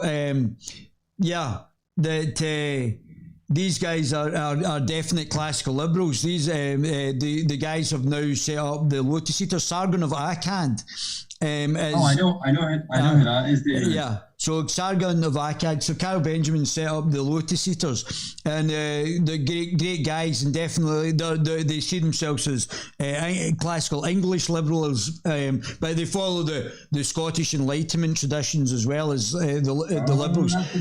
So Carol's probably on the same political square as myself. I've never heard of him, David. I'll have to check him out. Oh, they're a fantastic, great bunch. So I'm going to let you have a wee look at this as well from them. Great bunch. This is Callum. He's a lovely fella, and they're all so they're basically talking about you guys just now. Tweeting out because we now have the Indian variant circling around in the UK. So this is a variant of turn it off, COVID David? that It's hard to is hear from it. India and is now here. The SNP refusing to call it That's that. full. So Nicola Sturgeon from now on, I refer to the variant as the April 02 Is that variant. it? Tell me if you can hear better. Stunning and brave. Do you want to use No. the Indian? Don't want to offend the virus. I'm struggling to hear what he's saying I at love all. them there as well. Where are they based? We have David, reason to in believe it might be Scotland? down in England. than the Kent Let variant. me just see if I can get this. So, Fallen on the first hurdle there. So the Kent variant comes from Kent. Yeah, okay, we can do that. But the April 02 variant comes from April. Yeah, that's where that comes from. It's just pathetic, but this is the kind of thing you would expect from the morons who pass hate crime bills that criminalise you talking in your own homes. So if we go to the clip here, this is just the Times reporting on the situation. I think you might have to turn it up on your side. I think it's. I think it might be your side. So said I'm up. convictions over dinner table. Conversations over the dinner table that incite hatred. Can you hear it? No. Must be prosecuted under Scotland's hate. Can you not hear it at all? No. Can you hear it? No. Oh, you're now silenced. I don't know what you've done. You've silenced yourself. Oh, carry on. Can you say something? Check your. No, you're silenced. No, don't let me stop this. Yeah, you're silenced. Check in case you pressed anything. I've not pressed anything. All that we've done is. No, you're still silenced. Hello, That's it. I can hear you now. Hello. I can hear you now. You're on now. Good. So let me. Can you hear me, David? Yep. I can hear you. So let me put this back on. See if you can hear it now any better this time.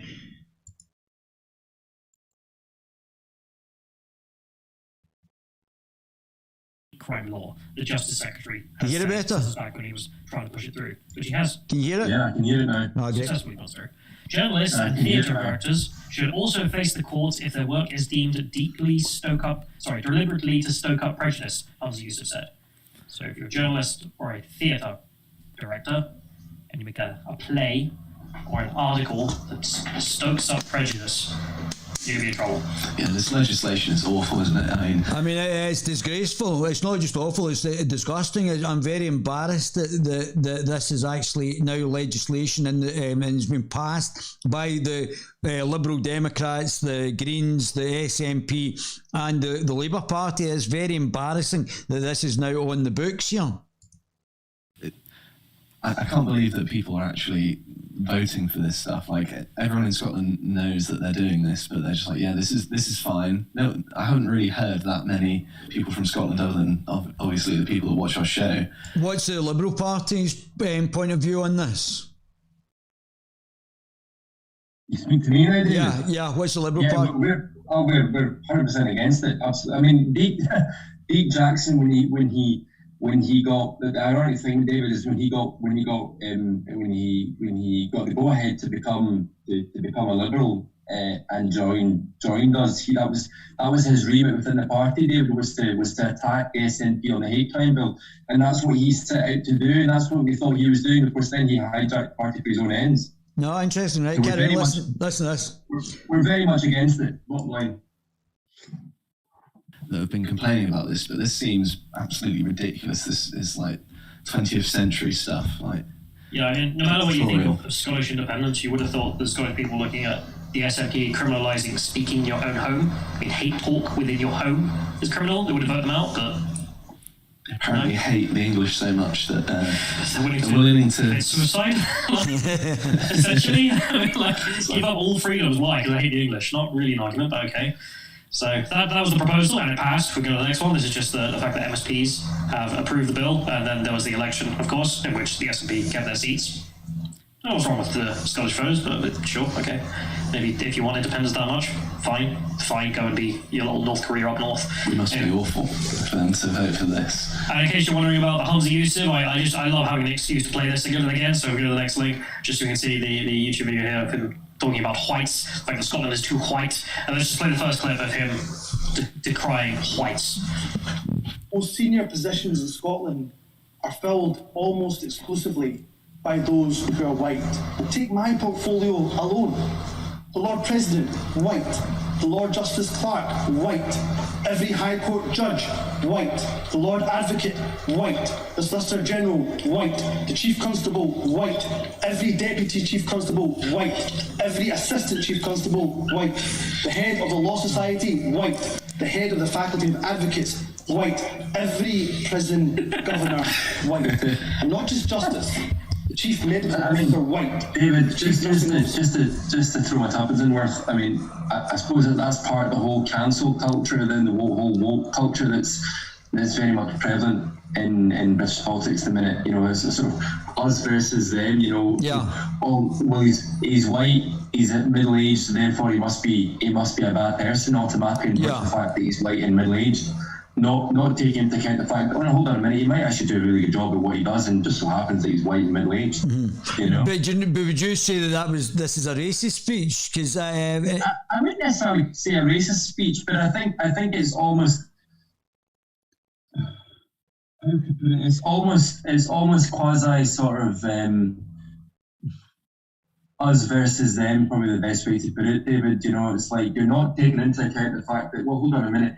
Because you're white, because you're middle-aged, because you're fat, because you're ugly, excuse my French, because you're all these things, that's irrelevant. It's how are you when it comes to doing the job? Are you competent enough to do the job or not? Well, yes. Well, in that case, who really cares if you're white and fat and middle-aged? But I don't. Of course, but if that's his issue, if that's his problem, why would you stay here and not go back to Pakistan where you're surrounded by people who are the same as you? If that's his issue, why would you not? If you're really pissed off about being around people because of their skin colour, there's a country just full of people that look like you.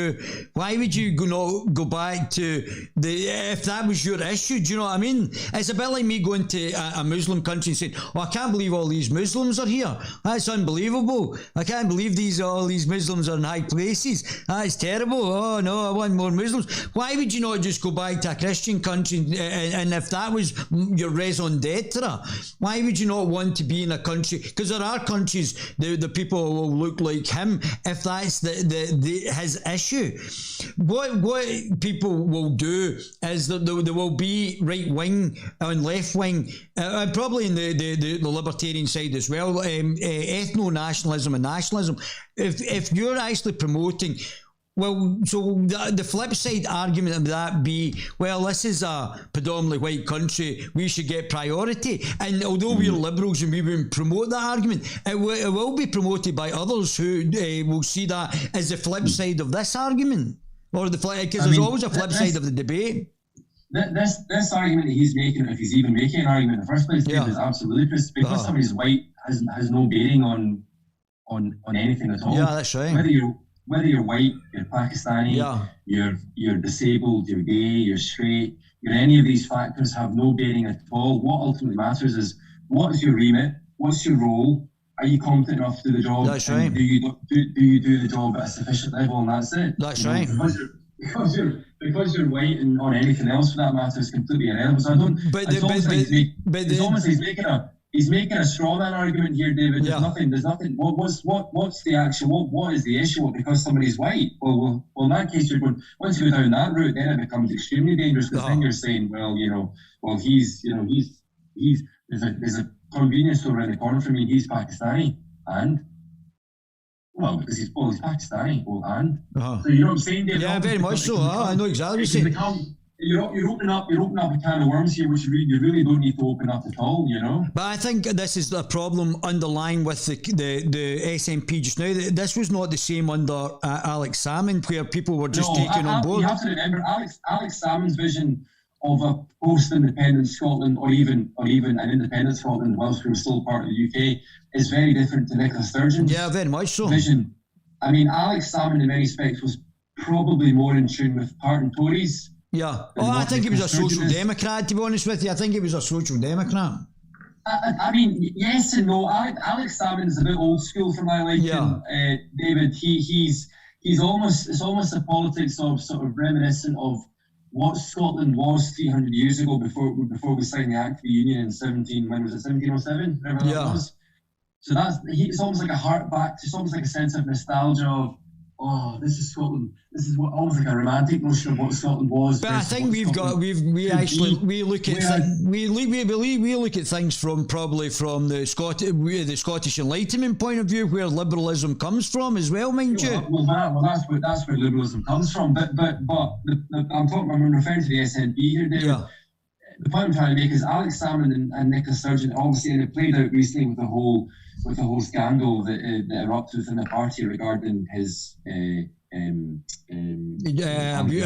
charges, which were refuted and which were thrown out, which were thrown out. But that's besides the point. They still went ahead and tried to, which I thought was disgraceful. Yeah. I mean, I'm not a big Alex Salmond fan, but I respect him as a politician. I think he's a political giant. You know, I think his campaign back in 2014, even though I was in the other side of the camp, I was obviously in the Remain camp, if you like. He was still incredible, you know, for what he done. And he was a single. Essentially, he was a single man. What's that expression? He was a one-man band, if you like. Mm-hmm. You know, it was essentially Alex Salmond's show. A lot of respect from him in that respect, but his vision of an independent Scotland versus Nicola Sturgeon's vision of independent Scotland are very, very different things. And I think that clearly plays out now in speeches like that Hamza Youre, for example, you probably never find Alex Salmond making speeches about, well, he's white. There's far too many people in positions of power in Scotland that are white. Well, that's irrelevant. That's a non-issue. Who really cares? That's right.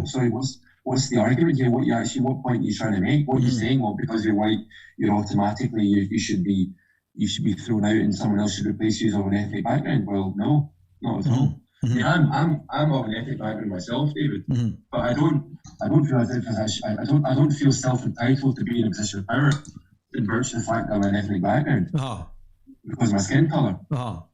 I should merit being in that position because of what I've done and because I'm competent enough to do the job or not. That's right. That's it. But that's how it should be across the board. Yeah, I agree. And the personal level as well, I agree. Absolutely. So let's get back to this. So,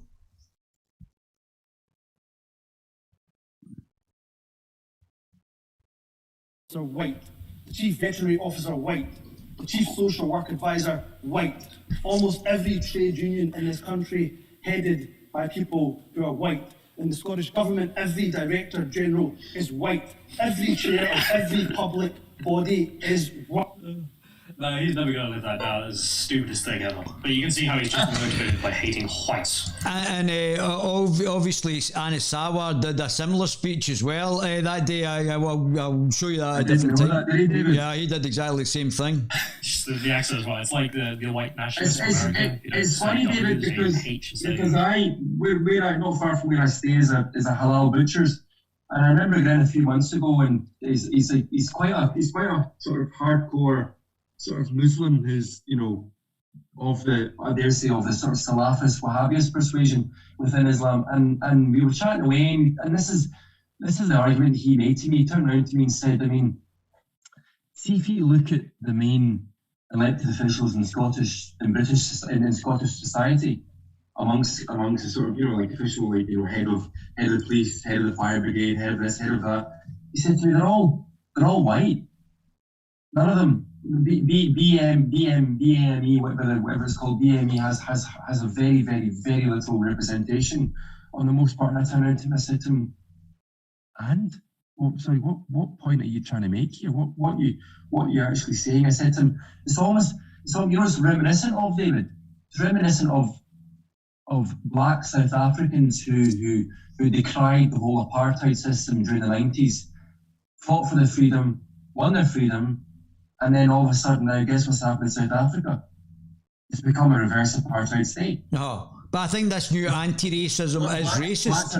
Blacks are now explicitly against whites in a lot worse than what it was during. Not that I'm in favour of the apartheid model at all, but blacks that live in post-apartheid South Africa are now repressing whites for the very same thing that whites done to South Africans. Blacks and native South Africans is now happening in post-apartheid South Africa. So that's the image, that's the dark side of this argument that I'm beginning to see. I was almost like, well, sorry, what are you trying to say here? That white people shouldn't be in positions of power by virtue of the fact that they're white. And also, so then in that case, we then elect people of an ethnic background in virtue of the fact that they're ethnic, and then what? They're not up for the job. What would you do then? And also the fact is with the new critical race theory, which is meant to be anti-racist, which is completely racist as well. Absolutely. So there's a play on that as well. And Nicola Sturgeon's bringing that in through the thing. So she's almost like a reverse racist that hates her own people, which also comes from this racist race-based political ideology from the Frankfurt School and from postmodernist Marxism that came out of the Frankfurt School and then went to Columbia University and has now permeated its way through American society, as well as the French school as well in the 60s had an input as well. It's worrying, David, because I think we're almost living in a society now where it's like, well, let's just eradicate everything that we can eradicate, but without actually thinking through the long-term consequences. So if you look at what happened recently with the whole statues up and down the country that were desecrated, in virtue of the fact that maybe whoever the statue was of Cyril Smith, or not Cyril Smith. Yeah, Cyril Smith. Thinking of Cyril Rhodes. Cyril Rhodes, that's right. Because there was colonialism attached to his name, it's like, well, we'll just desecrate this statue, but then actually not think of actually long-term repercussions of that, and think, well, hold on a minute, what actually are we doing here? What are we replacing? Actually, it's great because the SDP leader William Cliston has got a great podcast on this, which he's done the last week or so. You need to check it out, David. About almost like the revolutionaries that almost. It's like the Chairman Mao. It's like the Maoist and the one to get to year zero that they can rebuild under the communist utopia that doesn't work. Exactly, David. It's almost like they're trying to set out to do something which in return actually only then sort of what's the word sort of has a detrimental effect on them in the long run, you know. So like, let's desecrate all these statues up and down the country, but then there's nothing left of the country. There's no culture. There's nothing. It's almost like, you know, well, that's just it. Well, we're doing that because maybe 50, 100 years ago, whenever it was, his name is associated with the colonial era and with you know, a Britain of the past. But the thing that you would have to find very interesting is that the Conservative Party are allowing it to happen, and they're not doing. That's because the Conservative Party aren't actually a Conservative Party anymore. They're essentially a liberal party, a hyper-individualist liberal party is what they are. They're socially liberal and they're also economically liberal. They're not. I mean, someone said to me, if you want a truly Conservative Party, you probably have to go back about 50, 60 years ago for a truly Conservative Party. I mean, don't get me wrong, there are Conservatives within the Conservative Party, people like Jacob Rees-Mogg. There's some in the right as well. But Cornerstone Group and various other factions within the Conservative Party who are generally conservative in every sense of the word.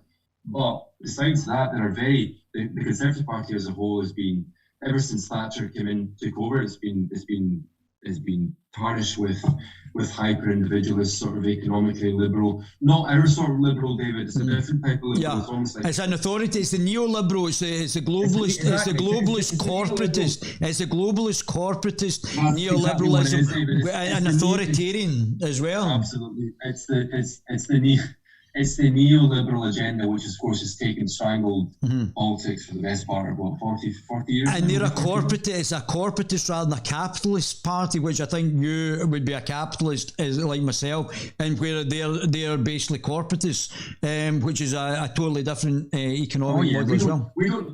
Technically, we don't have a capitalist model, David. We don't have a free market. What we've got is a sort of hand in hand between big government and big multinational corporations. Oh, that's right.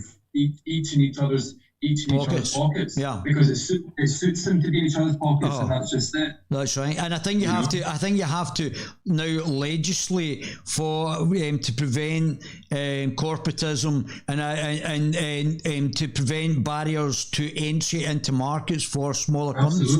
So I think you have to listen. See if you look at most industries in this country, David. They're made up. It's a cartel. It's made up of a handful of players in each industry. You look at telecoms. You look at gas. You look at energy. You look at well, as I say, you go through all the major industries in this country. It's all made up of a handful of multinational corporations who run the show. And I would be surprised if they're all in it together as a cartel. I really would be surprised. Yeah, it seems like corporatism as well. Yeah, I totally agree. So let's continue. If we genuinely had a free market in this country, David, it would be fantastic, because it would allow for people to innovate and to be entrepreneurial. Very much so. And all these things. Yeah, I totally agree. It's amazing that he lives in Scotland, of all the places, like the place with the least amount of foreign immigration. Just like, yeah, there's too many white people around. It's only because no one actually wants to live there that's emigrated from another country, because it's too cold and rainy a lot of the time. Scottish hatred coming out there, Josh. It's fine. I'm half Scottish. I can say you this get stuff. away with it then, right? Yeah, I've got the pass. It's like going to Zimbabwe and being like, the Justice Minister, black, the President, black. Okay, fine. So, yeah, I mean, man, motivated by hatred of white people, in his own words, and then passed this disgusting law which abolishes all freedoms in the Scottish realm. I mean, even freedom to talk in your own house is now gone.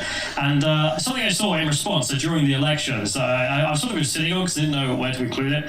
This is a great place to include it. So we can get this link up. So this is about Deke, and just to pre-warn you. So this is, but I quite like the way that he's actually teed this up, and it's I think he looks at it similar to how I look at it. The love world order. Just look at that image. Like, you know where this is going. So this is a candidate for the Liberal Party. I think he's since been suspended for doing this. And I think you've just said he's been expelled. But as I said, I probably look at more from like the Lotus Eaters look at. To go down to the count. Let's have a listen, David. Yeah. And of course, this is satire at that law, the way he's dressed up and giving the love salute. So let's play the second clip, which you can see what this was. Now, to put in context, they're actually satirically protesting against Humza Yousaf, the authoritarian, I would say racist. I know, I get it. I get it as well, which I actually think's great. I know what he's doing, David. I know what he's doing. It just has no relevance to us as a party. Yeah. Although you do oppose Humza Yousaf's hate speech bill, but absolutely, 100%. But to be honest with you, because the Liberal Party is so small just now, that it actually sort of shot you from only getting a few hundred votes to actually shooting you into a much bigger, so even though it's a political stunt and it might not have gone down well within the party, it actually has shot you into a great deal of publicity from that point of view as well. Whether or not it's good or not, that's debatable, but right, let's watch it.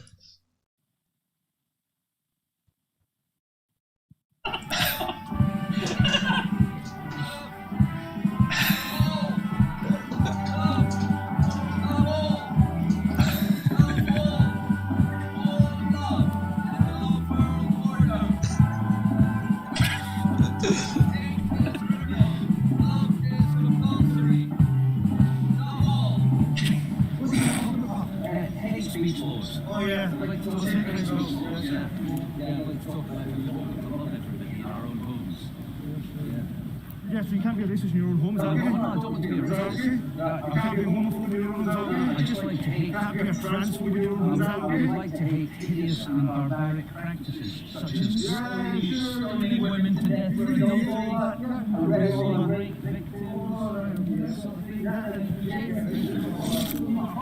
jailing people for what you was doing, David. I just wouldn't go about it in that way. Yeah, I wouldn't do it in that way as well. But I spoke to Anna Sawar about similar issues because there are underlying issues that are more serious. See, what has happened here is that he's became the political topic rather than what the underlying issues. Now, Hamza Yusuf has not actually answered any of the questions, all of which are far more serious than the satirical way that he's actually Deke Jackson's dressed. The things that Deke Jackson's actually asking, which Hamza Yusuf is not actually answering, just like Anis Sawar didn't answer the questions which I got out of mainstream periodicals. They're not actually answering the questions that Deke Jackson's actually doing. So he's basically dressed like that. Just to put it in context for people who may not understand, he's dressed like a Nazi or a fascist, say, because of Hamza Yusuf's authoritarianism, because of Hamza Yusuf's hate speech bills that try and put people in jail for up to 7 years for what they think and what they say, without Hamza Yusuf taking any responsibility for his actions, for what he's putting out there, for his hate, for his racism, for the underlying authoritarianism of his religious belief, conceivably. So I don't think that Derek, but the difficulty from a perspective point of view is that Derek's became the talking point rather than the issues that Derek Jackson correctly was asking Hamza Yusuf, that Hamza Yusuf is not actually answered. Do you know what I mean? I see what you're trying to do, David. I just don't see the relevance of the party. I don't think it was done. I think if it was done and it was outside, I don't think it was done at the count. If he'd just gone up and actually spoke to Hamza about these issues without all of that, it would have been fine. But I don't think doing that, he could have done that satirically out with the count, but I don't think doing it at the count was probably the best way. He should have asked the questions he did. He could have just gone up to him and asked Hamza the questions that he's just actually asked. He's not asking anything that shouldn't be answered by Hamza Yusuf. Let's continue because it's quite good. Pakistan. We're not in Pakistan, pal. We're in Pakistan. Is it just around Pakistan, isn't it? It's just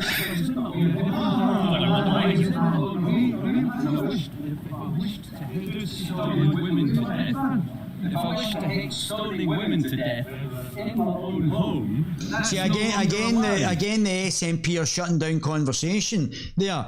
They don't want to actually answer or speak about what the issues are that are there. That's never a good thing, David. No. The point I was trying to make is that he has a history of doing this, David. So he's got a history of hijacking parties for his own, almost his own self-vested interest. Derek Jackson, right? Okay. Yeah. He's done it with the Labour Party, he's done it with the far right group, he's done it with the Liberal Party, I presume he's done it with a couple of others as well. Interesting, I didn't know that.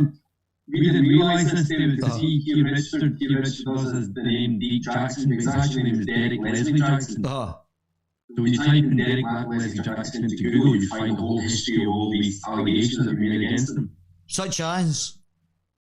Such as the ones I just mentioned to you about hijacking the Labour Party and. But what did they do though? What do you mean when you say hijacking? What did they do? I don't know the ins and outs of it all, but exactly what he's doing now, he's done the same with the Labour Party, done the same with the far right group as well. Is he? Similar sorts of acts.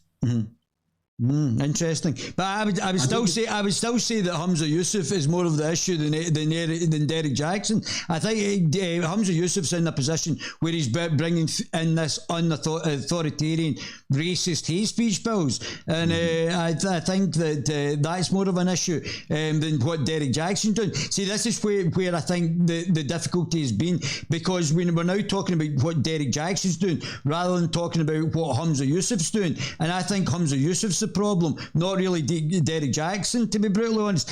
And I think this is where the mistaken optics has been, because we're now talking about what Derek Jackson did rather than what Humza Yousaf did, which is the issue. No, I see what you mean, David. I get your point. He could have done it in the best way. Yeah, I agree. I don't think going to the count was necessarily the best thing to do. I agree. Let's continue it anyway.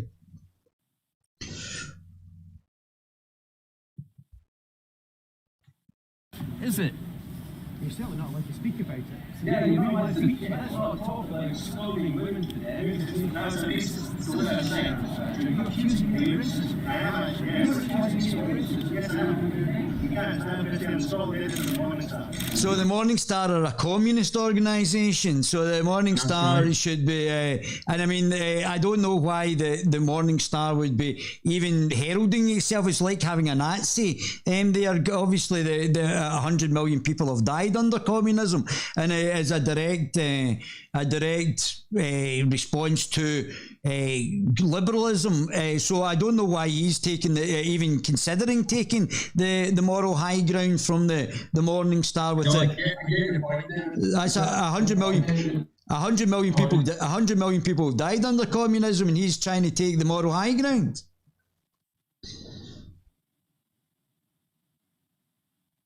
So I get your point, David. Yeah.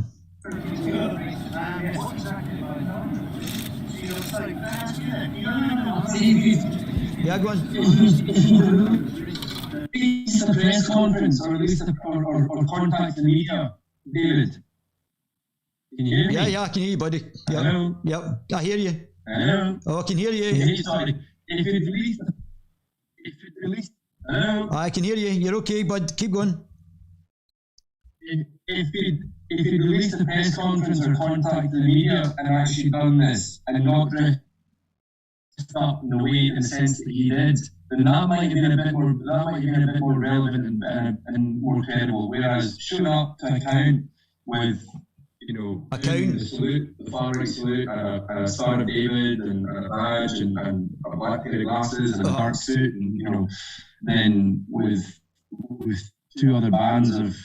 That's not necessarily the best way to approach it. That's the point I'm trying to make. Yeah, I totally agree with you. I think what you said is completely correct. I think if he'd done it in a different setting and it had been deliberately done to draw satirical attention to the authoritarianism of Humza Yousaf, then that would have been acceptable. But I think to do it at the count, although you can protest obviously at the count, but sometimes bad publicity is good publicity as well, funnily enough. It's strange how sometimes that can work as well, but we'll continue to watch anyway. I find it quite amusing, to be honest with you. I don't find it as bad as probably... But it hasn't worked out. It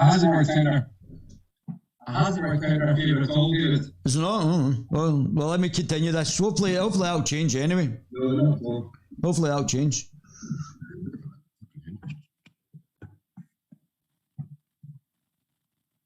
There's a message on the side that was said, love everyone, all the time. So he's basically saying that Humza Yousaf is forcing people to it's like a reverse sort of authoritarianism where people are being forced almost in an authoritarian way by Humza Yousaf to and they're just actually decrying other groups. That's what Humza Yousaf is doing. He's basically saying, oh, look at these groups. So he's changing, he's being racist. And I think what Derek Jackson is pointing out is that it's not the state's right, and I think from a liberal point of view, it's not the state's duty or right to tell you who you should and shouldn't like. I think we would both agree on that. And Humza Yousaf trying to force people to do that. Yeah, well, it is. And also, I mean, how do you police what people say within the confines of their own home, David? That's very Orwellian. I mean, how the heck do you do that? So tell the people to gas you in. Uh-huh. So you say something to your daughter one night, like, I don't like black people, which of course is completely and utterly wrong. You don't think to say that if you wish to. Yeah.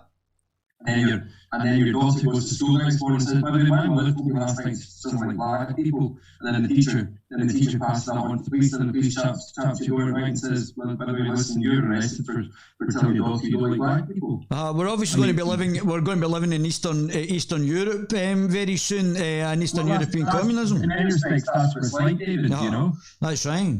That's right. So I think I can understand where he's going with this. So basically what Dave's saying is that we're being forced to love people and basically getting told who we should and shouldn't like with the proviso that you're going to spend 7 years in jail if you don't do what you're told.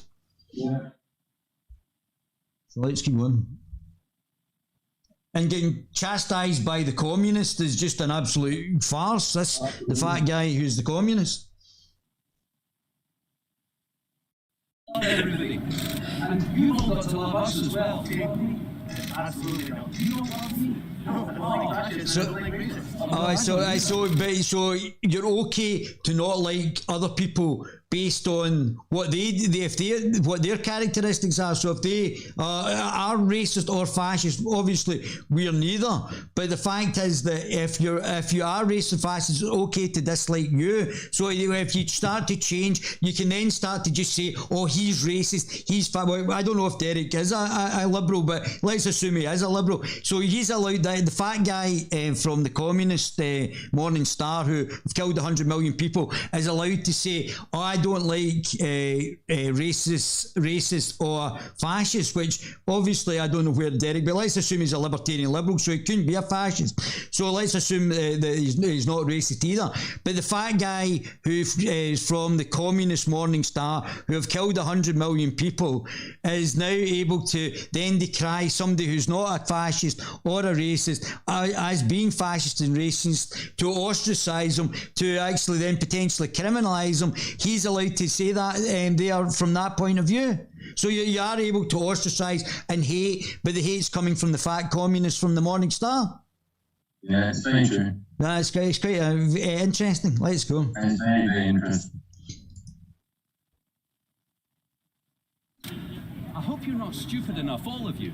I hope none of you are stupid enough to believe we're promoting fascism, when plainly and very obviously we are here to satire and parody the fascist SMP hate laws. Obviously.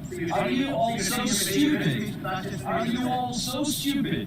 You think we've come here to promote fascism and racism and Nazism? Really? We are here to campaign against the SMP. I can see what he's done there. He's not going about it the right way. Yeah. I think it's just the wrong place. I don't think at the count was probably the right place to do it. No, and also David, he never ran it by any party official. Right. He never said, "Listen, brother, this is what I'm thinking of doing. What do you guys think?" Yeah. And I had to check with my line manager, so to speak. The person I'm answerable to, whether or not I could conduct this interview today. Yeah, of course. You know, to me, that's the natural thing to do. He never done that. He just went ahead and done it. And then, of course, then I got a phone call from the BBC to say, by the way, what do you make of the recent action of Lee Jackson in the last couple of hours? And I said to them, what? I said, I never knew. What are you talking about? I don't know what you've done. He just showed up at account and given the far right salute, and he's worn the Star of David, and he's done all these things. I said, well, I'm sorry, I'm not aware of all these things. So you see how that plays out, David, from a party point of view? Oh, yeah, very much so. It's not exactly. You think, hold on a minute, what the heck is this all about? Yes. We're not. We have to release a statement saying we've got nothing to do with this action at all. We don't endorse this action in any respect at all. Yeah. Great. So let's keep going because it's because I'm going to talk to you about party strategy from now into the future. In your home. How long have you got interested? Sorry, say that again. How long has it got? 20 minutes. 20 minutes. Yeah, not long, mate. Not too long. In your home, you can't hate anything ever. I can hate racism and fascism. Oh, can you? Can you hate communism? Can you hate communism, mate, for the 100 million people that's been killed under communism? Is that beyond you? Absolutely not. Because they are also a subcategory. I mean, this is the thing, that like the law is now expanded so far that any, subculture is the word there, is now a protected characteristic. And the idea for this, I don't know why anyone agreed to this, was that goths and emos are a subculture, for example. And if you are discriminated against for being a goth or an emo, therefore your civil rights have been infringed and we must protect your right to be a goth or an emo. It's like, right, okay, then why can't you just expand that to literally every subculture on Earth, including Nazism? Like, if a guy walks in with an armband, it's literally a Nazi. Like, that's a subculture. There we go. That's not protected by the law. Good job, progressives. Doing the Lord's work there. Anyway, so for people who are only listening, so they're like, the guy turns up, he's wearing an armband with love written on it, and the LGBT flag as the colours, and then it's like giving the love salute. You can imagine what that is, but with a heart in his hand. So when he's shouting love. And then you can see that, I mean, Hamza Yusuf, being a snake, it was just like, oh, you want to be a transphobe in your own home, do you? So what? Well, he said no, but okay, well, let's just say yes. Let's just say yes. Maybe I don't want to be, irrationally fearful of transsexual people in my own home. So what? Like, why should that be a crime? Like, if someone wants to sit at home and run on about trans So Callum's actually taking the proper liberal response to that as well, isn't he? Would you recognise that guy? Yeah, in some respects, yes. David, yeah. Mm-hmm. He's actually, Callum's doing a good job of presenting the liberal response. Who's harmed? No one's harmed. No one's harmed whatsoever. He's just rabbiting in his own home. And they're like, no, we're going to crack down on that. So what if you're just on your own and somehow they just find out? That's basically what you were talking about as well. And are they going to be listening? Are they going to be listening through your devices as well? Then is it going to get to the stage? Yes, David. There's some naughty words. He's saying trans women aren't women, and then that's it. Off to jail with you. I mean, it's ridiculous. You can see how pathetic the thinking is. This guy. I know Callum, yeah, I know Callum, and I know Paul Joseph Watson. I've been in Paul's house in front of the map, and I know Carol Benjamin as well. Met Carol before. Also, I mean, much an asshole Scottish politics must be for all the journos there. They were all insistent, and you can see him explain it. Come on, there's no way you can be this stupid that you actually think we're here to promote fascism. Like, this is obvious satire. That's the whole point. No, they are really that stupid, or just snakes. I think the latter is probably true. They're just snakes. They're activists for the SNP, like the Morning Star guy there, who was like, no, you're definitely a racist and a fascist. I don't know anything about that guy, but I imagine he didn't either. It's just some bloody guy that's turned up. And he's dressed like that. He's obviously engaging in satire, regardless of whatever his views are. In which case, that's not fascism. In saying you're giving the fascist salute, no, it's a piece of satire there. If Monty Python had done the same thing, what would your response be? It's like, no, you just disagree with him because he's railing against the SNP. That's the point. I don't think a fascist would march around with the Beatles playing in the background. It was, yeah, All You Need Is Love by the Beatles. That was the Beatles. Yeah, there's no one Beatles song. No. So, if you go to the next one here, you can see. So, they do a great job of going into this as well, and get into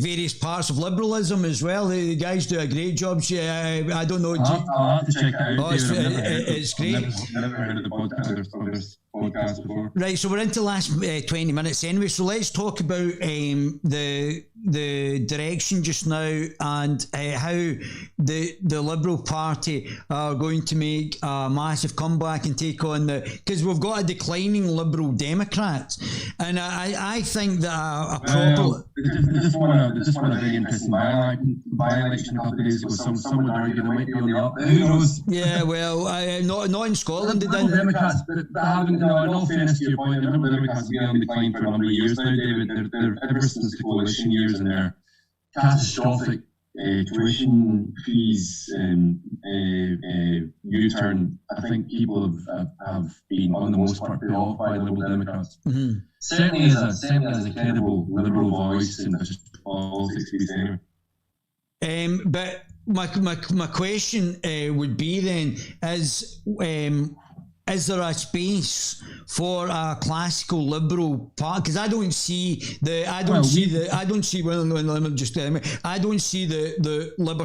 Liberal Democrats as a classical. I see them as a neoliberal party as well. Just like I don't see anything liberal about them or democratic. In some respects, they're neoliberal, but they're not explicitly neoliberal. They're more. I think part of the problem with the Liberal Democrats is that they're no longer liberal and they're no longer democratic. Oh. That's certainly played out the whole Brexit vote when they came out and for some odd bizarre reason came out and attempted to revoke the result of the referendum. Obviously, God knows why they've done that. Well, obviously done that out of sort of opportunistic reasons, to try and garner as many of their Remain votes as possible. But it's certainly not a very liberal or a democratic thing to do at all. Liberal Democrats, I mean, the way I see it is that there are two people that aren't aware of this. There are two sides to Liberal Democrats. There's a social liberal wing of the Liberal Democrats. Which would have been the Social Democrats. Yes, in some respects, which would have been the sort of. So when Liberal merged with the Social Democratic Party, you had the classical Liberals, you had the Social Democrats, and of course they merged to form one party. So obviously, when you merge to form one party from two separate entities, you actually bring those two things together. So that's why you have two wings. So you have the Social Democrat wing, stroke Social Liberal wing, and then you have that wing called Liberal Reform. I don't know if you're aware of it, David. I don't know about that. There's a group within the Liberal Democrats explicitly called Liberal Reform. You heard of a book called The Orange Book? No. Came out by the early 90s, written by a guy called David Laws, who was a Liberal Democrat MP 5 or 10 years ago. Okay. Very, very bright, very intelligent guy. They're what you call classical liberals in every sense of the word, or they're colloquially known as Orange Book liberals, but they're essentially classical liberals. They're our sort of liberals, the people who identify with our sort of politics. And the unfortunate thing, ever since the coalition years, is that sort of liberalism has been on decline in the Liberal Democrats, and the other sort of liberalism has been on the up, if so to speak, to put it in very, very, very crude, sort of very simplistic terms. But what was your question again, David? What's the? I was basically saying that. Is there a market for classical liberalism in British politics? I think there is, David. I think you'll be surprised that there probably is, but I mean, the unfortunate thing about British politics is, firstly, we've got an electoral system which is clearly out of date in the form of first past the post, which favours a duopoly of Labour or Tory. That's part of the problem. And the second problem is that there are essentially too many parties in British politics. I mean, you and I discussed it before early on. There are nearly 4,000 registered parties. Yeah. In British politics. I mean, I don't think people actually, and I think I'll surprise you as well. I don't think people actually understand how many parties, how many of those 4,000 are actually active. But yeah, I thought there was maybe 500 active parties in British politics. Thereabouts, less than 500. But obviously, if there are 4,000 registered parties, that doesn't mean to say that they're all actually doing something. Yeah, very much so. I could register a party tomorrow and not do anything with it at all. Yeah. Just let it sit in my hands from until doomsday, and that's just it, But so that's the two major things that I see with in that respect from a party point of view. But I think there is a market, if you like, for our sort of liberalism, classical liberalism. The unfortunate thing is that we don't have much inroads because of the electoral system we have in place, David. We can't get much inroads, so we have to try and utilise other means, if you like. Well, you've segued very much on to where I was actually wanting to discuss this with you. And for example, in the Scottish election, you have to build up from the grassroots, and you have to have people standing as councillors, and then build up your grassroots as councillors, and then build them up at the Scottish from the councillors, and get the people on board at the local level, and build them up in to the council elections, and then get people standing. So even people like Dick Jackson, it really doesn't matter. What you really want to do is get every constituency covered, and you want to have a multiple on the regional list. And really, the standard of the party, you're probably only going to get a few spokespeople to actually represent the party who understand what liberalism is about. The rest, because the Liberal Party is so small, you're not going to get major inroads in any of these just now, because it's going to take a number of years. And once you actually raise the amount of people that are voting for you and get to a stage where you might actually get candidates elected, at that stage you need to be much more careful about who you're actually bringing in, so that they understand the politics. But really, even paper candidates, to get the vote out and to actually increase the Liberal Party to a stage where you're actually you're actually a party. You're standing in every constituency, and you're standing in all the regions, so that people see you as an actual political party. It really doesn't matter when you're starting to get, but you need to be able to get, just even like your mum standing or your sister, and they're saying, I don't have an understanding of politics. I've only just taken over last month, David, but I've got a strategy in place for what I want to do to try and build the party up. I mean, the unfortunate thing which I've got to try and deal with is we've got 7 official members up here in Scotland, 250 members down at national level, 7 members up here in Scotland, the vast majority of which were all John Hines pals, so to speak. So they went there in the interest of the party. They were there because of the fact that they got on with the leader, and that was his pal. So I need to try and build the party from the bottom up.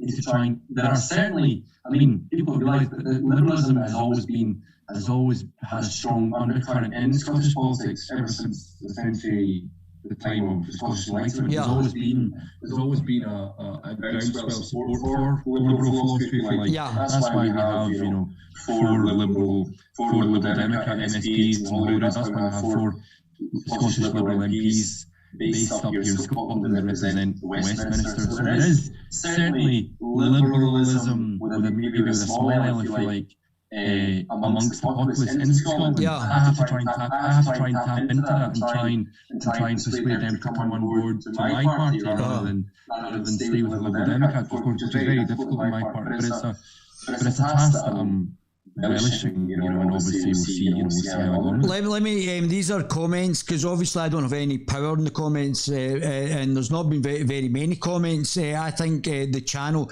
has been throttled. I've been kicked off Facebook. I have Guerilla TV channel limited has been stopped in Twitter. So the powers that be are trying to throttle people who are out with the 5 main parties. So if you think of the 5 main parties as a cartel, and they will try and throttle anybody that supports or is different to these parties to actually to replace them. So these parties work as just the same way as the media works as a cartel for these 5 main political parties. What's the position on?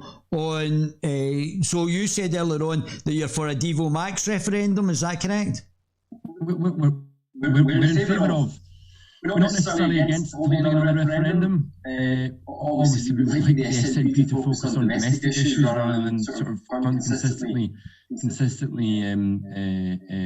positioning themselves for another referendum. But if there were to be another referendum, we would be in favour of a Devo Max option, a third option on the ballot paper, which should have been on the first ballot back in 2014. Of course, that never happened, that never materialised. But personally, personal capacity, and probably as a now that I'm the Secretary of the Liberal Party, our position is we are in favour of Devo Max. We really like to see full fiscal autonomy, a federal system in place for the United Kingdom, and that doesn't include Scotland per se. That also includes Wales, Northern Ireland, the regions of England as well in the north. There's been a couple of bits of criticism from the same person here, and I'll read out the comments on the thing. So it says your guest thinks Hamza's white speech wasn't racist, and they said zero credibility. So they obviously this person Ali McMoist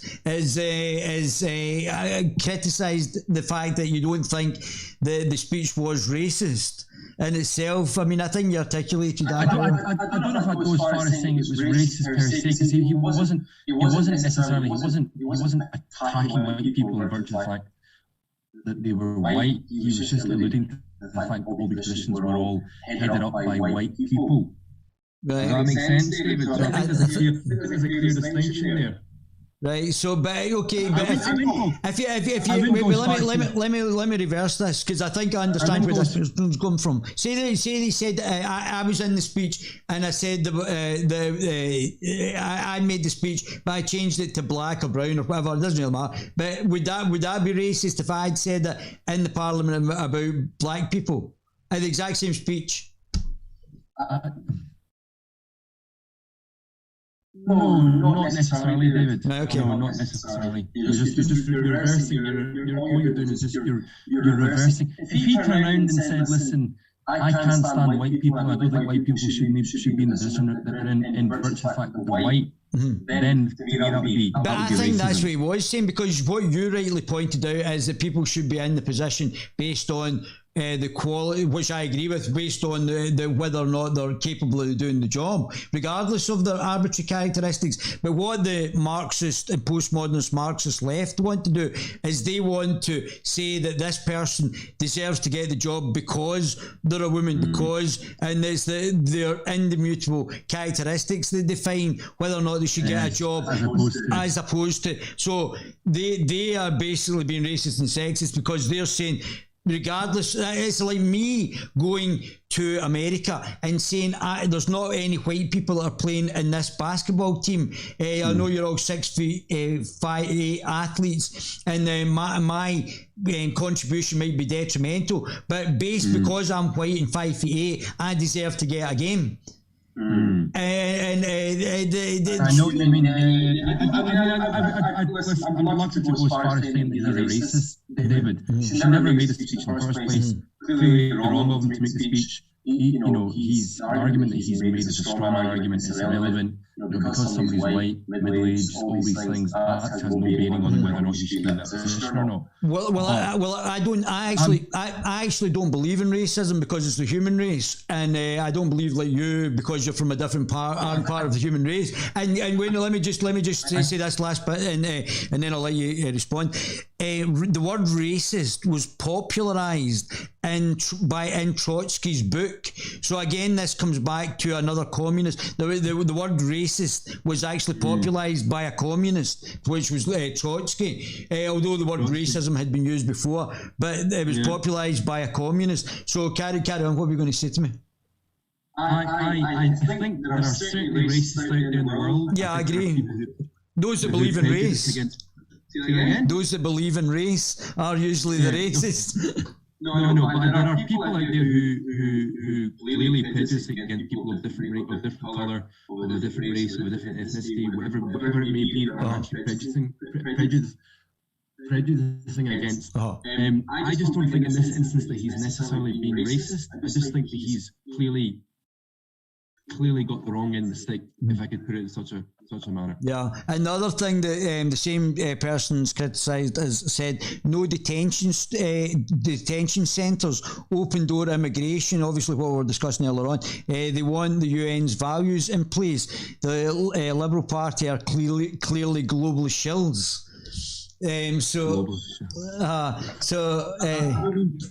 Detention centres for us are problematic in and of themselves. I'll be honest, I don't know officially what party policy is in that respect. Yeah. I'm personally not in favour of them. I would like to see a sort of 28-day sort of layoff period between them coming here and then obviously deciding what happens thereafter. I think asylum seekers should definitely have a right to work. One of my good pals is an asylum seeker. He's been here for 15 years. He's never had the right to work in 15 years. No, that's terrible. Not once. Never had the right to work in 15 years. I think you should give them. I think what you should do is give the asylum seeker a work visa. I think that's what should happen. And then before they get full citizenship. Yeah, absolutely. That makes sense to me. Again, I'm speaking at a personal capacity. That's not official party policy. That's interesting. So, what is the strategy going forward now? Can you share it and tell us? As a party, trying to bring as many members on board, trying to tap into what I was saying on, the sort of the small L liberal undercurrent that exists in Scottish politics and has done for hundreds of years. I think you should start saying. Calling it a new Scottish Enlightenment, and that's where you should go because people will understand about the Scottish Enlightenment, and that's where I would say there would be a good tie-in for you that you're trying to bring in a new Scottish Enlightenment. There's a bit of. Well, I don't know if I can go as far as that, David. But listen, the point from our perspective. Get as many members on board. If I can double the membership, that would be incredible, even though we've only got 7. But at least I can say I've doubled the membership.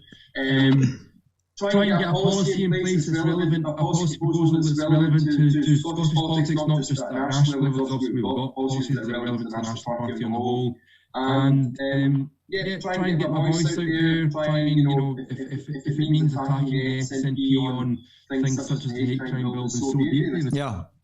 That's ultimately, I have to try and, I'm limited as to what I can do. We're a very small party. I'm an individual. I don't have a lot of people on board. Are you going to be standing? Are you going to be standing in the council elections then? Are you going to? Most likely not, David. Most likely not. I mean, that remains to be seen. That's next year, isn't it? But I think it's not that difficult. When the Scottish Libertarian Party started, they got 12 votes for actually the first person that stood, 12 or 16 votes, can't remember, and now they've got 7,000 votes. The second high, I think the second highest political party that was voting for. So the Scottish Libertarian. Yeah, I'm seeing Tam. I'm speaking to Tam hopefully next week. He'll be on this doing his things. Yeah. He's number 4 on the list. He's what? He's number 4, mate. He's number 4. He didn't get my email, or it could have been faster. But yeah, I'm actually doing it quite randomly. I can't wait to talk to the Communist Party as well. So free to Colin Fox as well. Yeah, I know Colin as well. I know Tommy Sheridan as well. So they're more than welcome. I've just done it randomly, in which people get back to me, but they'll all be invited to come on board, and we can hopefully over the period of time we'll get a comprehensive analysis of where each of these political parties are on, which will, as far as I'm aware, will be the first time ever that the leaders or the person that is most senior in the political party will have given us a comprehensive screening of where the political parties are. All for unity winning, next week as well. Hopefully next week as well. Yeah, hopefully all for unity. All for unity. So by next week you should have 5 under your belt. Five so far. Yeah, but but I mean there's so many. We might be making this a regular. I don't know how the larger parties. I can't wait to speak to Mr. Sawar again and Nicola Sturgeon, which will be hilarious. But I think. Have you spoken to them before, David? I would suspect to know who I am. Yeah, I've spoke to Annie Sawar before, and I haven't spoke to Douglas Ross, but I used to be in the Conservative Party as well, not knowing what I really was. They thought I'm not going to lie, I like the Conservative Party up here in Scotland a lot. I like the Conservative Party down south, because the Conservative Party up here in Scotland are essentially libertarian sort of stroke classical liberal. No, I would say they're more Christian Democrat, to be brutally honest with you. I think they're authoritarian corporatist as well, globalist corporatist as well. I think so. Yeah, I don't think they're thing. I think the left of the Conservative Party up here, which is the majority, are much similar to the Liberal Democrats up here than anything else. I think they're slightly to the right, maybe some form of social conservatism, but pretty much Liberal Democrats. I suspect that the Social Democratic Party, the STP, which is presumably going to be interviewed at some point, Neil Manson is the leader. The party down south, they're very Christian Democratic in their outlook, very much so.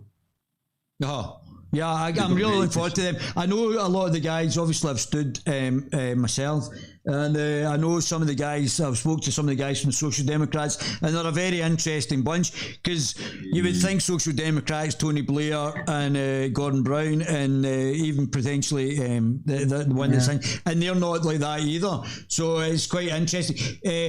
And obviously your stance on Europe is different from their stance on Europe, which is different from the Liberal Democrats. So it gets very confusing for people who have not got an interest in politics to know where each of them are. And that was one of just for a finish up, David. That's one of the issues with Brexit, is it was so multifaceted.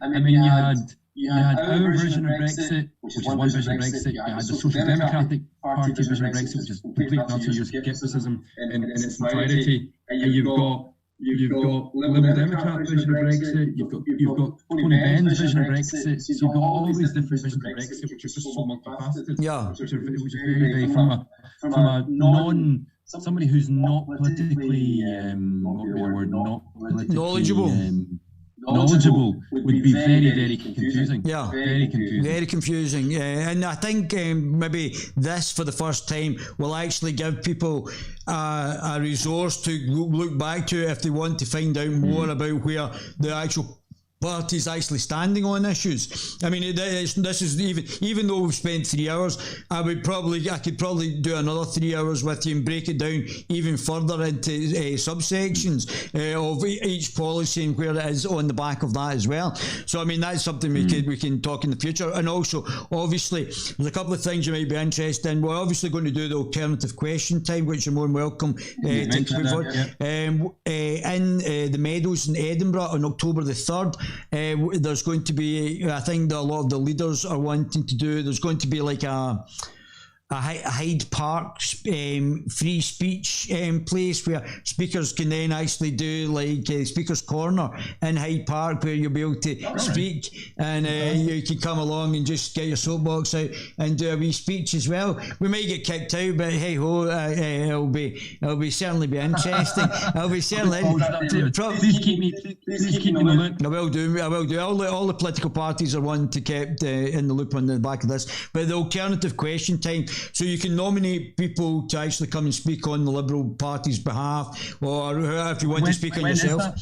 I don't know. I'm going to do it after I've spoke to all the once I've done my total or as many parties as I can get. So, for instance, I couldn't get abolish the Scottish Parliament because they said they were only active for that period of time, although they get a lot of votes. So, and like Vanguard, I've tried to get a hold of Vanguard, they can't go to Vanguard. So there are parties that I might not be able to get a hold of. So really it'll be the parties that are actually active and want to speak to me or will speak to me are the ones that we're going to actually get a response from. Hopefully the five main parties will speak to me as well, but we'll see.